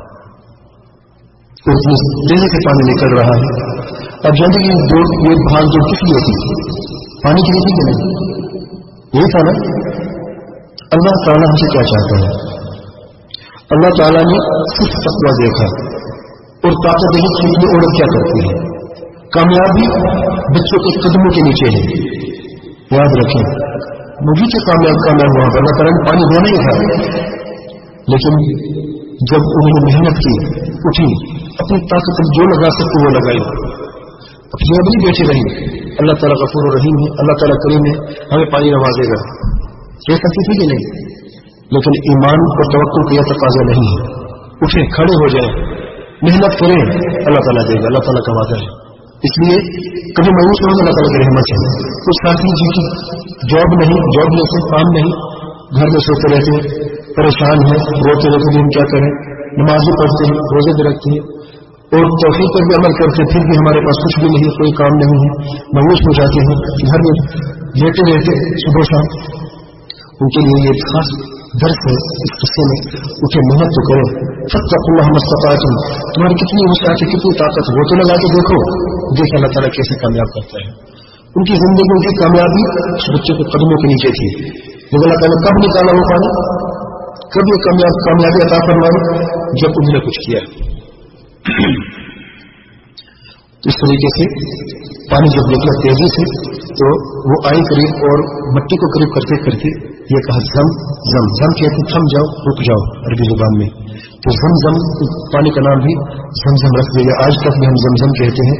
یہ وہ الفاظ تھے جو سب سے پہلے حاجہ علیہ السلام کے منہ سے نکلا. اللہ تعالیٰ ان کے الفاظ کو بھی محفوظ کیا تا قیامت. اس پانی کا نام زمزم رکھ دیا. لیکن جو الفاظ انہوں نے کیے زبان سے نکالے, جو عمل انہوں نے کیا, اللہ تعالیٰ نے ان قربانیوں کو دیکھ کے تا قیامت محفوظ کر دیا. نبی رحمت صلی اللہ علیہ وسلم فرماتے صحیح حدیث میں, رحم اللہ ام اسماعیل, اللہ کا رحم فرمائے اسماعیل علیہ السلام کی ماں پر, یعنی حج علیہ السلام پر. اگر زمزم کے پانی کو اس طریقے سے نہ روکتی تو آج زمزم کا پانی دریا ہوتا جو بہ رہا ہوتا. لیکن عورت ہے, وہ انہوں نے یہ سمجھا کہ پانی ابھی زیادہ تیزی سے جا رہا ہے, پھر دور کہیں چلا جائے گا, پھر ختم ہو جائے گا, پھر روکنے کی کوشش کی تو پانی رہا وہاں پہ, ان کا مقصد پورا ہوا. لیکن انسان ہے, اس کی ضرورت ہے. اکیلے کیسے رہوں گی میں؟ اور انسان اکیلے رہ نہیں سکتے. انسان پتہ کیوں کہتے ہیں انسان کو؟ انسان کس لیے کہتے ہیں؟ ان سے لے گیا. اس کہتے ہیں کہ انسان اکیلے نہیں رہ سکتا, انسان کی فطرت میں ہے, جب تک کہ دوسرا انسان کیوں نہ ہو. جانور جنگل میں کیا رہ سکتا ہے, انسان اکیلا نہیں رہ سکتا. یہ اس لیے کہ اس کو انسان کہا جاتا ہے. اللہ تعالیٰ نے, اللہ تعالیٰ حکمت تھی, ایک قبیلہ تھی یمن کا, جرہم قبیلہ, جو یمن سے نکلا. اللہ تعالیٰ اس قبیلے کو چنا, اور اس قبیلے میں عربی قبیلہ تھا, ان کے سردار جو تھے اچھے لوگ تھے, اور عربیوں میں کچھ غلطیاں بھی تھیں اور اچھائیں بھی تھیں. اور اچھائیں میں سے چند اچھائیں یہ بھی تھی کہ یہ سچے تھے, سچ بولتے تھے, جھوٹ نہیں بولتے تھے, وعدہ خلاف نہیں کرتے تھے, اور عورت کی قدر کرتے تھے. وہ لوگ جو وہاں سے گزرے اپنا ملک چھوڑ کے کہیں اور جا رہے تھے اپنا بسیرا بنانے کے لیے, تو دیکھا پرندے ہیں ایک جگہ پر, اور پرندے صحرا میں کہاں ہوتے ہیں؟ جہاں پانی ہوتا ہے. یاد رکھیں صحرا میں جہاں بھی آپ کو پرندے نظر آئے, اس مطلب ہے کہ اس جگہ پہ پانی موجود ہے. انہوں نے دیکھا کہ پرندے اس جگہ پہ عام طور پر پہلے تو نہیں ہم آتے جاتے تھے, جبکہ یہاں پر کوئی پانی موجود ہے تو اپنے بندے کو بھیجتے ہیں, وہ وہاں پہ جا کے دیکھتے ہیں پانی موجود ہے, واپس آتے ہیں کہ وہاں پر ایک عورت ایک بچہ ہے اور پانی بھی موجود ہے. وہاں پر وہ لوگ جاتے ہیں, جو ہم قبیلہ پورا قبیلہ جاتا ہے, تو وہاں پر حاجی علیہ السلام کو سردار جو مخاطب ہو کے کہتا ہے کہ ہمیں پانی کی ضرورت ہے اور ہم یہاں پر اپنا بسیرا بنانا چاہتے ہیں. اللہ تعالیٰ نے ان کے دل میں رحم ڈال دیا. ایک عورت ہے, اکیلی ہے, ضرورت سے پانی بھی لے سکتے تھے, قتل بھی کر سکتے, کچھ بھی کر سکتے تھے. اکیلی ضعیف کمزور کیا کر سکتی ہے؟ لیکن دیکھیں اللہ تعالیٰ نے ان کے دل میں کیسے پختگی اور ایمان اور توفیق کی وجہ سے کیسے ثابت قدم رکھا. انہوں نے کہا حضرت علیہ السلام نے کہ ایک شرط پر تم یہاں پر رہ سکتے ہو. تعجب کی بات ہے کہ نہیں؟ عورت کمزور ہے, اکیلی شرط کی عورت لگا رہی ہے. ایک شرط ہے, یہ پانی کا صرف میرا حق ہے, میری اجازت بغیر کوئی پانی نہیں پئے گا. انہوں نے کہا ٹھیک ہے, جگہ اچھی ہے, یہاں پر پانی بھی ہے, ہمیں پانی کی ضرورت ہے. شام کی طرف جا رہے ہیں کہ پتہ زندہ بچنے کے لیے صحرا کی راستے سے جا رہے ہیں, تو اپنا بسیرا یہاں پہ کر لیتے ہیں. اور اللہ تعالیٰ حکمت دیکھیں, کیونکہ یہ لوگ نئے تھے, وہ قبیلے میں سے نہیں تھے, اللہ تعالیٰ نے ان سرداروں کی برابری نہیں کر دیا. حاجی علیہ السلام کو اور ان کے بیٹے سے علیہ السلام کو. کیوں؟ کیونکہ پانی زندگی ہے, پانی کے مالک وہ ہے, کیونکہ زیادہ بغیر پانی پی نہیں سکتے, تو ان کا ایک درجہ بن گیا پوری قوم میں. تو جہاں پہ سردار ہوتے تھے, بیٹھتے تھے, انہوں کو بھی سرداری کا درجہ دے دیا گیا. اس طریقے سے اسماعیل علیہ السلام وہاں پر بڑے ہوئے اور عربی ان سے سیکھی. اسماعیل علیہ السلام عربی نہیں تھے, وہ عربی قبیلہ تھا, لیکن اتنی عربی ان سے سیکھی اور اتنی عربی ان کو آئی, اتنی عربی کے عالم ماہر ہو گئے کہ اپنے مسائل میں ان کی طرف رجوع کرتے اسماعیل علیہ السلام کی طرف عربی میں. اور جتنی بھی عربی بعد میں آئے یہ عرب مستعربہ کہتے ہیں, جن میں نبی رحمت صلی اللہ علیہ وسلم بھی شامل ہے, انہیں کی اولاد میں سے. یہ عرب اسماعیل علیہ السلام کی اولاد میں سے ہے.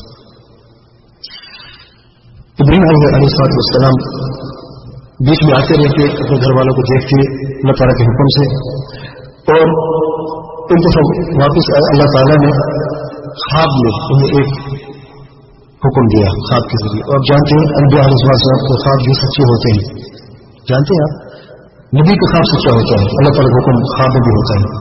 خواب میں دیکھتے ہیں اپنے بچے کو ذبح کر رہا ہوں, صبح کہتے ہیں اپنے بیٹے کو بلاتے ہیں, فون بڑا ہمارا سعی کون میں جب سعی کے لیے جب بچہ کندھے کے برابر ہو جائے, اپنے پیر پہ کھڑا ہو جائے, کندھے کے برابر ہو جائے, بیٹے سے کہتا ہے اللہ تعالیٰ کا ایک حکم ہے کہ بابا اللہ کو جو حکم ہے آپ اللہ کا حکم نافذ کرو. تو بیٹے حکم یہ ہے اللہ تعالیٰ کا کہ تجھے ذبح کرو. تعجب کی بات ہے کہ نہیں؟ باپ بیٹے کو ذبح کرنا تعالیٰ کا حکم ہے اور بیٹے کا ایمان دیکھیں کہ وہ گھرانہ ہے ایمان توحید والا گھرانہ. بیٹا کہتے ہیں کہ میرے بابا آپ اللہ تعالیٰ کے حکم کی فرما برداری کریں. ستجدنی انشاءاللہ من الصابرین. آپ مجھے انشاءاللہ صبر کرنے والوں میں سے پاؤ گے. یہ نہیں کہا کہ میں نبی کا بیٹا ہوں میرا ایمان ہی کافی پختہ ایمان ہے میرا, جاؤ تو میرے گردن قلم کر دو مجھے کوئی پرواہ نہیں میں پیچھے نہیں ہٹوں گا. کس کی طرف رجوع کیا؟ انشاءاللہ. اور یہ واضح سبق اور درس ہے لوگوں کے لیے جو تھوڑی سی نمازیں پڑھ کر تھوڑا سا اپنے نشان جو ہے محراب کا وہ سمجھتے ہم سب سے بڑے مومن متقی پرہیزگار بن گئے اور غرور میں پڑ جاتے ہیں کہ ہمارے جیسا کوئی نہیں. اللہ تعالیٰ کے پیارے نبی کے بیٹے کے الفاظ دیکھیں ستجدنی انشاءاللہ من الصابرین. میں اللہ تعالیٰ سے دعا کرتا ہوں کہ اللہ تعالیٰ مجھے صبر عطا فرمائے. اس الفاظ میں یہی ہے نا کہ نہیں؟ دوسرے الفاظ میں یہی ہے کہ اللہ تعالیٰ ثابت قدم رکھنا.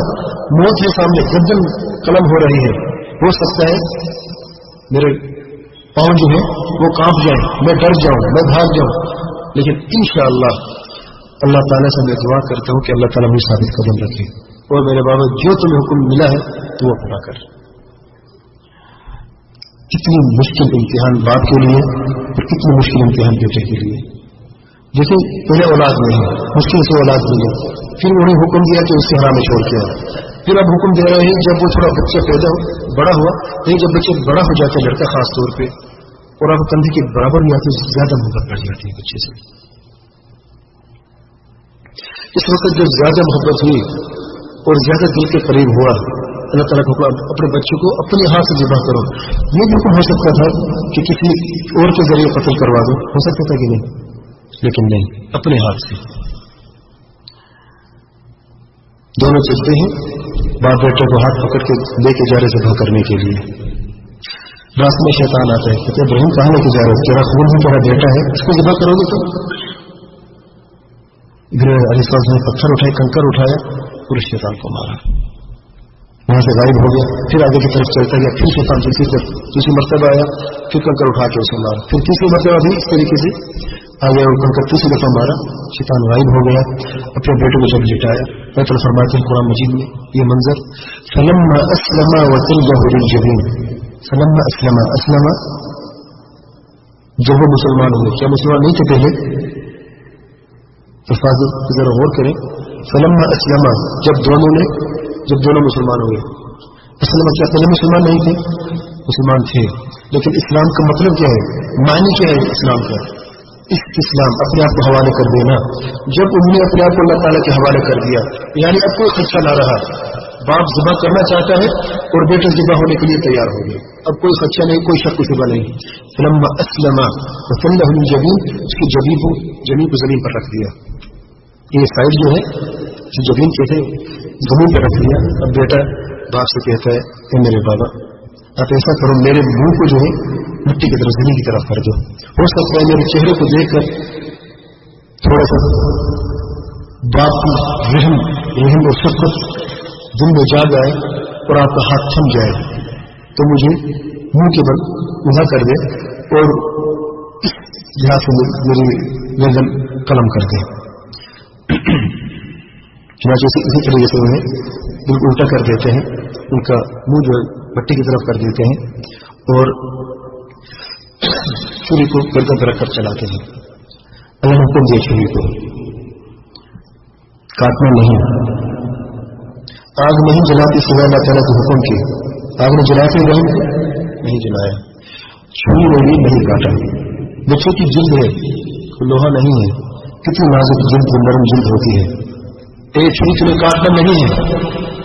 چھری اور آگ بھی اللہ تعالیٰ کے حکم کی فرما برداری کرتے ہیں. لیکن تعجب کی بات ہے آج کے کتنے لوگ انسان ہیں, عقل والے ہیں, جو اللہ کی فرما برداری نہیں کرتے. یہ بے عقل چیزیں چھری کو ہم استعمال کرتے ہیں, پھینکتے ہیں, رکھتے ہیں, توڑتے ہیں, خریدتے ہیں, اللہ تعالیٰ کے حکم کے بغیر کام نہیں کرتے. کبھی نہیں کاٹتی جب تک اللہ تعالیٰ کا حکم نہ ہو. کوئی عقل والا انسان جسے اللہ تعالیٰ نے پوری زمین کو دنیا کو مسخر کر دیا اور اسے اشرف المخلوقات بنا دیا. یہ انسان کا حال ہے اور یہ بے عقل چیزوں کا حال ہے. چھری نے کاٹا نہیں. اب بیٹا کہے باپ کو بابا آپ کا ہاتھ کانپ رہا ہے ذرا زور سے چھری چلاؤ. انہیں پتہ نہیں کہ چھری کو حکم اللہ تعالیٰ نے رکھ چھری نہیں کاٹ رہی. باپ تو کوشش کر رہے کاٹنے کا, گلا کاٹنا چاہتا ہے لیکن چھری کہاں کاٹے گی. تیسری دفعہ پھر ایسے کیا. اللہ تعالیٰ نے وحی کے ذریعے ابراہیم علیہ السلام کو خبر دی, اے ابراہیم قد صدقت الرؤیا, تو نے خواب کو سچ کر دکھایا. وفدیناہ بذبح عظیم, آگے فرماتے ہیں اور ہم نے ایک عظیم قربانی سے ایک عظیم چیز کو بھیجا اور اسے اسماعیل علیہ السلام کو قربان کر دیا. قربانی جو ہے ایک دمبا جو 40 سال تک جنت میں چرتا رہا, 40 سال, اسے اللہ تعالیٰ سے اسی لیے خاص پیدا کیا تاکہ یہ اس وقت میں آ کے ابراہیم علیہ السلام اپنے ہاتھ مبارک سے ذبح کر دے. اس دمبے کو اتارا گیا زمین پر اور ابراہیم علیہ السلام نے اپنے بیٹے کی جگہ اس دمبے کو, اور وہی چھری تھی اور تھوڑی دیر پہلے بچوں کو نہیں کاٹ رہی تھی. اب اللہ تعالیٰ کا حکم ابھی کاٹو, اس دمبے کی گردن کو الگ کر دیا. آج ہم بھی قربانی کرتے ہیں, وہی یاد تازہ کرتے ہیں. جانتے کی چیز کی قربانی ہوتی ہے حج میں. اللہ تعالیٰ یہ گوشت اور خون نہیں پہنچتے. اللہ فرماتے ہیں اللہ کی منال تقوی میں بڑھ بڑا کے دل میں جو تقوی ہے, جو ڈر ہے, جو اخلاص ہے, جو یقین ہے, اللہ تعالیٰ کو دیکھتا ہے. قربانی کا مقصد یہ نہیں کہ گوشت کھاؤ اور اس خون بہاؤ, یہ مقصد نہیں ہے. مقصد یہ کہ اللہ تعالیٰ میں تجھ سے وعدہ کرتا ہوں اپنی ساری خواہشات قربان کر کے جا رہا ہوں اس جگہ پہ. ساری خواہشات قربان کروں گا. اپنے گھر والے ہیں, اپنی دنیا ہے, سب کچھ قربان کروں گا میں. یہ قربانی کا مقصد ہے. خون بہانا مقصد نہیں, ایک ذریعہ, ایک طریقہ تاکہ آپ کو یاد آ جائے کہ علیہ السلام نے جب اللہ تعالیٰ کا حکم ہوا ایک قدم پیچھے نہیں ہوئے. اگر بیٹے کو ذبح کرو, ذبح کرنے کے لیے تیار ہو گئے. آج ہم کیا قربانی دیتے ہیں اللہ تعالیٰ کے لیے, کیا کرتے ہیں؟ بیٹا کی دور کی بات ہے, کیا ہم اللہ تعالیٰ کے احکام پر عمل کر رہے ہیں؟ اللہ تعالیٰ نے توحید کا حکم دیا, ہم نے توحید کو سمجھا. اللہ تعالیٰ نے شرک سے آگاہ کیا, ہم نے شرک کو سمجھا, شرک سے دور ہوئے, لوگوں کو شرک سے ڈرایا. اللہ تعالیٰ ہمیں نماز کا حکم دیا کہ ہم نماز 5 وقت باجماعت ادا کرتے ہیں. کتنی نمازیں پڑھتے ہیں, 2-3 مشکل سے مسجد پڑھتے ہیں, باقی کبھی پڑھی کبھی نہ پڑھی. کیا کریں یار, کوشش تو کرتے ہیں. یہ قربانی ہے, یہ کوشش ہے. حج کرتے ہو اللہ تعالیٰ سے جب قربانی بکرا ذبح کرتے ہو, اس کا یہ مطلب ہے کہ اللہ تعالیٰ میں سب کچھ قربان کر کے جا رہا ہوں. قل ان صلاتي ونسكي ومحياي ومماتي لله رب العالمین. یا رسول اللہ صلی اللہ علیہ وسلم کو کہہ دیجیے کہ میری نماز اور دعا, صلاۃ نماز اور دعا کے مفہوم میں آتا ہے. صلاتی میری نماز اور میری دعا, ونسكي میری قربانی اور میری عبادات. کیونکہ نسک کا لفظ قربانی میں بھی آتا ہے اور عبادت میں بھی آتا ہے. میری نماز, میری دعا, میری قربانی, میری عبادت, میرا جینا میرا مرنا کس کے لیے ہے؟ اللہ تعالیٰ کے لیے. کس کے لیے؟ یہی تو توحید ہے. اللہ تعالیٰ یہ چاہتا ہے تو قربانی دے کے تو دیکھو. حج میں انسان پیسے دے کے بکرا تو خرید سکتا ہے, خون بہا سکتا ہے, لیکن کیا اللہ تعالیٰ کے احکام پہ عمل کر سکتا ہے؟ اپنے خواہشات کو قربان کر سکتا ہے؟ اللہ تعالیٰ صرف یہ چاہتا ہے خواہشات کو قربان کرو. اس لیے دیکھیے حدیث میں آیا کہ جو شخص حج کرتا ہے اور واپس آتا ہے اس کے گناہ ایسے ختم ہو جائے گا جیسے کہ اس نے ابھی اپنی ماں کے پیٹ سے جنم لیا ہو. یہی ہے نا, تو کیسے وہ اپنی ماں کے پیٹ سے باہر نکلا ہے, کیسے اس کے گناہ معاف ہو گئے؟ کیونکہ اس نے ابھی عہد کیا ہے اللہ تعالیٰ سے.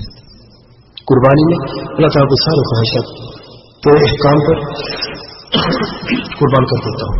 جو تیرے حکم میں وعدہ کرتا ہوں وہی حکم پورے کروں گا میں. لیکن جو ہی دوسرا دن آتا ہے, سر کے ساتھ ساتھ بال کٹتے ہیں, داڑھی بھی گئی. میں تھوڑی دیر پہلے قربانی دی ہے, اللہ تعالیٰ سے اپنے وعدہ کہ میں خواہشات قربان کر رہا ہوں. کچھ لوگوں کو دیکھتے ہیں سر کے بال بھی منوا دیتے ہیں اور داڑھی بھی گئی. سب سے پہلے جو غلطی ہوتی ہے وہ اس وقت یہ ہوتی ہے. اللہ کا حکم ہے داڑھی رکھنا. ابھی تو نافرمانی, ابھی تو حج سے باہر نہیں نکلے ہو, تو کیسے تم گناہوں سے کیسے پاک ہونا چاہتے ہو؟ اور کچھ لوگ عرفات کے دن میں, ایک عالم فرماتے کہ میں عرفات میں دعا مانگ رہا تھا, بزرگ ہے ساتھ میں کھڑا ہو, دونوں ہاتھ اٹھائے, مجھے خوشی ہوئی انڈیا پاکستان کی طرف سے لگتا تھا، میں نے اجنی فارغی نہیں تو دونوں ہاتھ ایسے اٹھا،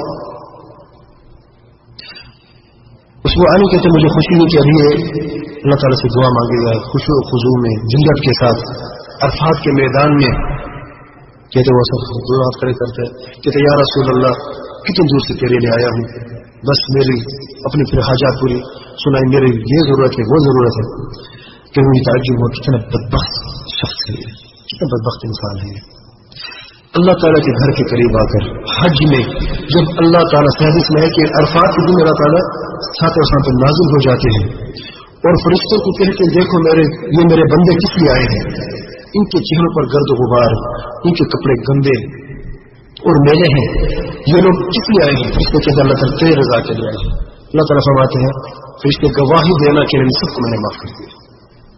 اللہ تعالیٰ معاف کرنا چاہتے ہیں، یہ بدبخت لوگ معاف نہیں ہونا چاہتے، یہ بدبخت لوگ جہنم میں جانا ہی چاہتے ہیں، کتنی تعجب کی بات ہے۔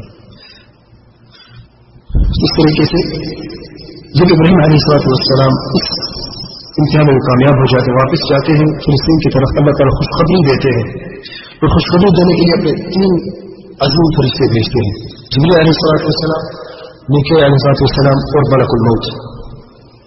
ابراہیم ہم آئے ہیں خوشخبری دینے کے لیے، لمبا قصہ وقت میں پورا بیان کروں کہ اللہ تعالیٰ تجھے بیٹا عطا فرما رہا ہے۔ ابراہیم علیہ السلام کی عمر 120 سال ہو گئی اور سارا کی عمر 90 سال تقریباً 90 کے قریب ہو گئی۔ اس عمر میں بیٹا ابھی آپ نے ایک بیٹے کی قربانی کے لیے آپ تیار ہو گئے، اللہ تعالیٰ اب دوسرا بیٹا آپ کو دے رہا ہے، آپ کچھ کر کے تو دیکھیں اللہ تعالیٰ کے لیے، ہم کیا کر رہے ہیں اللہ کے لیے؟ دنیا کی چھوٹی سی خواہشات نہیں قربان کر سکتے، اور اللہ تعالیٰ سے مانگتے بہت بڑی چیزیں، آپ تھوڑا سا قریب ہو کر تو دیکھیں، تھوڑی سی قربانی دے کر تو دیکھیں اللہ تعالیٰ کے لیے، پھر دیکھیں اللہ تعالیٰ کس طرح سے کامیاب کرتا ہے اور کتنی نعمتوں سے نوازتے ہیں اللہ تعالیٰ۔ اللہ تعالیٰ خوشخبری دے دے صرف ایک بیٹے کی نہیں، اسحاق کی نہیں، بنی مورا اسحاق یعقوب کہ ابراہیم اپنی زندگی میں آپ اسحاق کو بھی دیکھیں گے اور اسحاق بڑا ہوگا، اس کی شادی ہوگی، اور یعقوب کو بھی دیکھیں گے، آپ کے اپنے پوتے کو بھی دیکھیں گے، اور یعقوب کو اللہ تعالیٰ نے 12 بیٹے عطا فرمائے، 12 جس میں یوسف علیہ السلام بھی شامل ہیں، 12 بیٹے۔ اب ایک اولاد بھی ترستے تھے، اللہ تعالیٰ کتنی اولاد دی، اور جتنی بھی یہود بنی اسرائیل بعد میں آئے سب ان کی اولاد میں سے ہیں۔ ابراہیم علیہ السلام کو اللہ تعالیٰ خوشخبری دیتے ہیں کہ آپ ایک بچے کو قربان کرنے جا رہے ہیں تو اللہ تعالیٰ آپ کو اور بیٹے عطا فرما رہے ہیں۔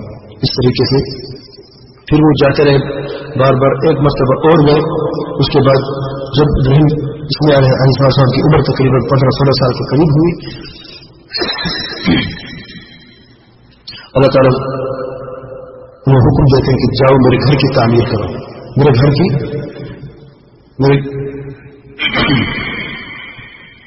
مکہ میں جا کے اس جگہ پر میرے گھر کو قائم کرو۔ ابراہیم علیہ السلام جاتے ہیں اور اپنے بیٹے سے کہتے ہیں کہ اللہ تعالیٰ کا حکم ہے۔ اب اللہ تعالیٰ ابراہیم علیہ السلام کو حکم دیتے اپنے بیٹے کو اس نیک عمل میں شریک کرو، میرے بیٹا اللہ تعالیٰ کا حکم ہے۔ ابھی تو بیٹے نے یہی کہا، ابھی تم موت کا حکم تھا، پتہ نہیں کون سا حکم ہے۔ ایمان دیکھیں کہ بابا جی جو بھی آپ کو حکم اللہ تعالیٰ نے دیا ہے میں آپ کے ساتھ ہوں، ایمان دیکھیں، تقویٰ دیکھیں۔ فرماتے ہیں ابراہیم علیہ السلام اللہ تعالیٰ کا حکم ہے کہ میں اس جگہ پر اللہ تعالیٰ کا گھر قائم کروں۔ چنانچہ اس جگہ پہ جاتے ہیں، باپ اور بیٹا دونوں، چمٹے کو ہٹاتے ہیں، دیکھتے ہیں بنیادیں موجود ہیں کعبے کی، یہ کعبہ پہلے سے موجود ہے۔ آدم علیہ السلام اترے اور ان کے اولاد میں سے شیخ علیہ السلام نبی تھے۔ آدم علیہ السلام کی زندگی میں اللہ تعالیٰ نے فرشتوں کو بھیجا، شیخ علیہ السلام فرشتوں کی مدد سے اللہ تعالیٰ کے گھر کعبے کی تعمیر کی۔ بنیادیں جنت کے پتھر کے، جو بنیادیں ہیں کعبے کے آج بھی یہ پتھر زمین کے نہیں ہیں، یہ جنت کے پتھر ہیں۔ اس طریقے سے لیکن جب طوفان یا نوح علیہ السلام کی قوم میں اللہ تعالیٰ کی حکمت تھی کہ زمین میں کچھ بھی نہ رہا، اللہ تعالیٰ کے گھر بھی نہ رہا، کیونکہ شرک سب سے پہلے شروع ہوا نوح علیہ السلام کی قوم میں، اس سے پہلے شرک نہیں تھا، اور بدکاریاں بہت تھی، قتل تھا، زنا تھا، گانے بجانے سب کچھ تھا، لیکن شرک نہیں تھا۔ تو شرک ایک ایسا گناہ ہے جو اللہ تعالیٰ کبھی معاف نہیں کرتا، اور اللہ تعالیٰ کو شدید غصہ آیا اور اس دنیا میں کچھ بھی نہ بچا، اور اس میں اللہ تعالیٰ کا گھر کعبہ جو ہے وہ بھی نہ رہا، اور اس کی بنیادیں موجود تھی، تو اللہ تعالیٰ نے حکم دیا ابراہیم علیہ السلام کو، اللہ تعالیٰ نے حکم دیا ابراہیم علیہ السلام کو کہ اس جگہ پر وہ یرفع ابراہیم القواعد، لیکن لفظ کہ یرفع تعمیر کا لفظ نہیں ہے، تعمیر انسان کرتے بنیاد سے، بنیاد تو پہلے سے موجود ہے، یرفع مطلب ہے اٹھانا، تو گھر کو کعبے کو انہی بنیادوں کے اوپر سے دوبارہ بنایا، اس طریقے سے یہ کعبہ وجود میں آیا۔ تو باپ بیٹا پتھر لے کے آیا تھا اور باپ اس پتھر کو رکھا اور اس کعبے کی تعمیر کی۔ جب حضرت رسول کی جگہ آئی تو انہوں نے کہا بیٹے کو یہاں کے لیے ایک خاص پتھر لے کے آؤ، اللہ تعالیٰ کا حکم یہاں پر ایک خاص پتھر ہونا چاہیے۔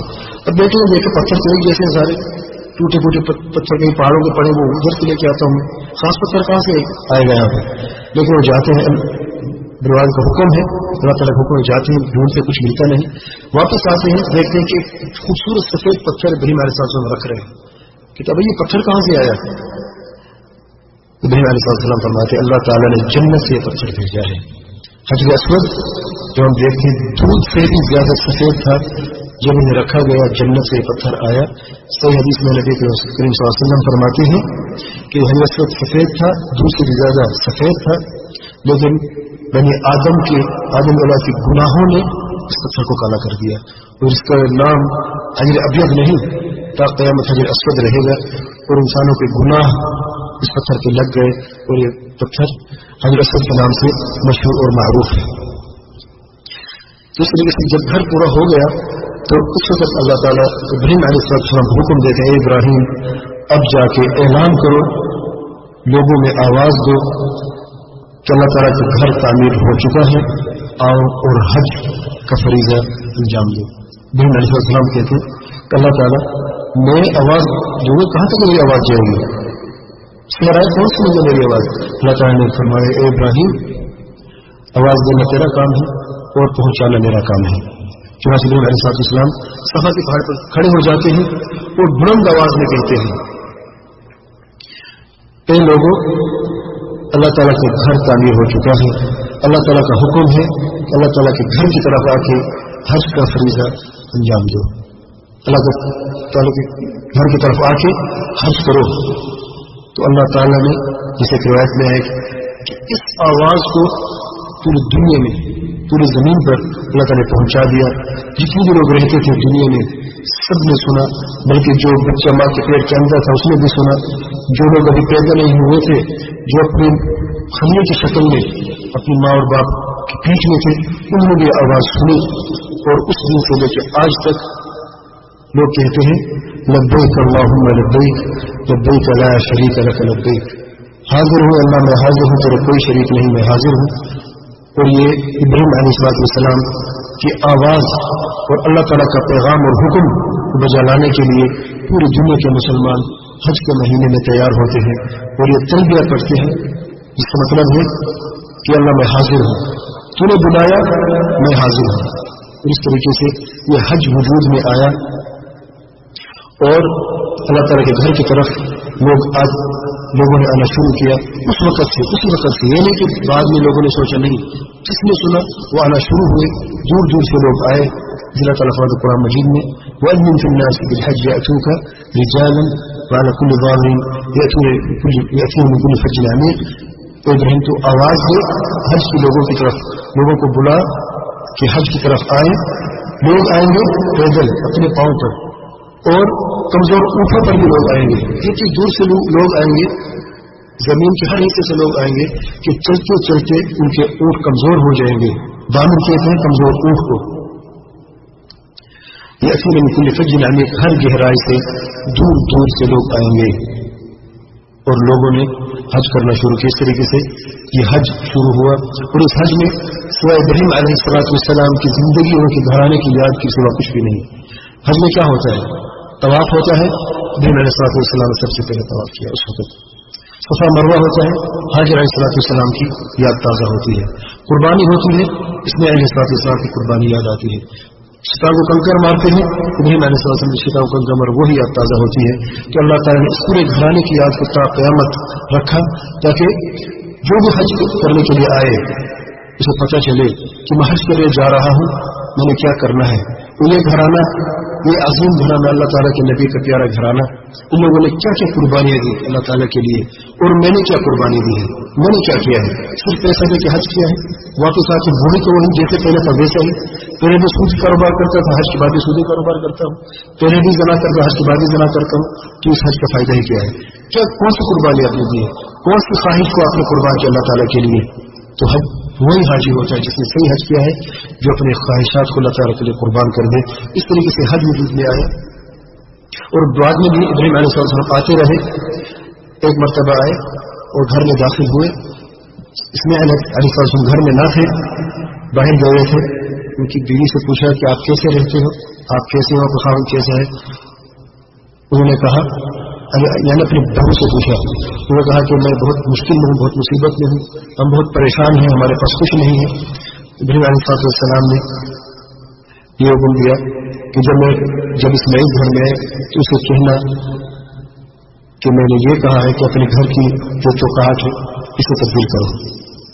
اسماعیل علیہ السلام واپس آتے ہیں اور انہیں محسوس ہوتا ہے کہ گھر میں جیسا کوئی شخص آیا ہو. پوچھتے ہیں، کہتے ہاں ایک بزرگ آیا تھا، یہ وقت تھا اس بزرگ کا، مجھے کوئی حکم دیا ہے؟ کہتے ہیں ایک حکم دیا ہے، ایک پیغام دیا ہے آپ کے لیے کہ اپنے گھر کی چوکاٹ کو تبدیل کرو.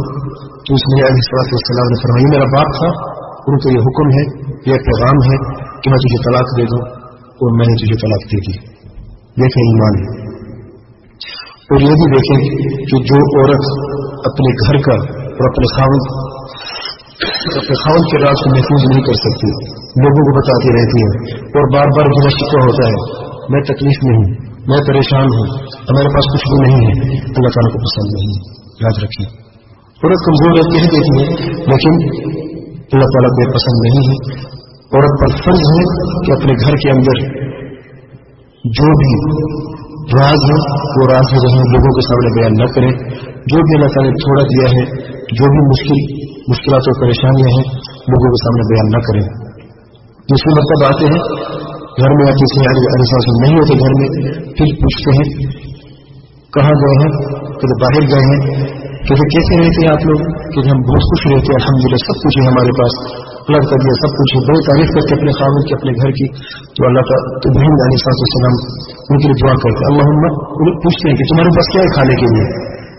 تو ان کی بہو نے کہا پانی اور گوشت. ابراہیم علیہ السلام نے دعا کہ اللہ تعالیٰ ان کی گوشت اور پانی میں برکت فرما، یہ رزق ان کے لیے یہ برکت فرما. اور یہ کہ تم میرا پیغام دے دینا اسماعیل کو کہ اپنے گھر کی چوکاٹ کو محفوظ رکھنا، ثابت رکھنا. چلے جاتے ہیں. اسماعیل علیہ السلام واپس آتے ہیں تو محسوس ہوتا ہے کوئی شخص آئے. پوچھتے ہیں کون آئے؟ کہتے ہیں بزرگ آئے تھے، ان کا حلیہ مبارک بیان کیا. کہتے میرے والد تھے، کوئی پیغام دے کے گئے ہیں؟ کہتے ہیں ایک پیغام دیا ہے کہ اپنی چوکٹ کو محفوظ کرنا اور ثابت رکھنا. اسماعیل علیہ السلام کہتے ہیں یہ میرا والد تھا اور مجھے حکم دیا ہے کہ میں تجھے رکھوں اور محفوظ رکھوں. تو اس طریقے سے آج بھی دیکھیں مکہ میں ہر چیز کی کمی ہو سکتی ہے. کبھی گوشت کی کمی ہوئی یا پانی کی کبھی کمی ہوئی، یاد رکھیں گوشت اور پانی مکہ میں کبھی کم نہیں ہوگا.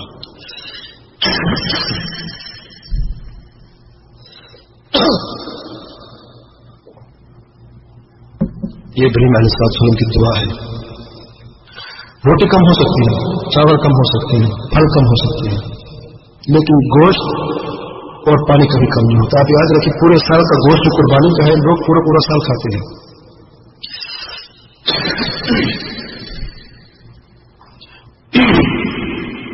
اس طریقے سے ابراہیم علیہ السلام کا قصہ ختم ہوتا ہے.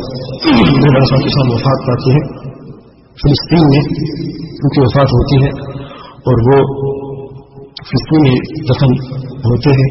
اب اس قصے میں دیکھیں کہ اللہ تعالیٰ نے اس عظیم گھرانے کو کتنی نعمتوں سے نوازا، لیکن امتحان پہ امتحان، کٹھن امتحان. اللہ تعالیٰ صرف تقویٰ دیکھتا ہے، ہم سے اللہ تعالیٰ کچھ اور نہیں چاہتا.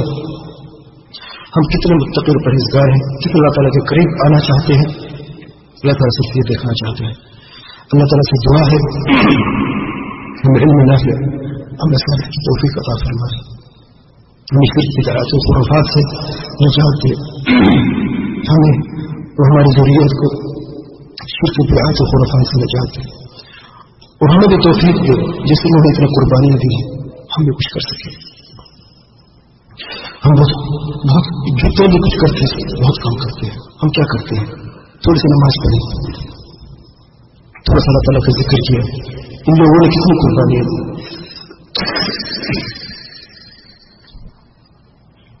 اور اللہ تعالیٰ نے کتنی محنت سے انہیں نوازا.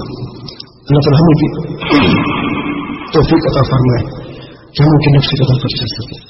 اپنے جتنی عبادات ہم کرتے ہیں اللہ تعالیٰ ہمیں ثابت قدم عطا فرمائے اور ہمیں ہر شر سے محفوظ رکھے. وآخر دعوانا ان الحمد لله رب العالمين. صلى الله عليه وسلم محمد وعلى آله وصحبه أجمعين.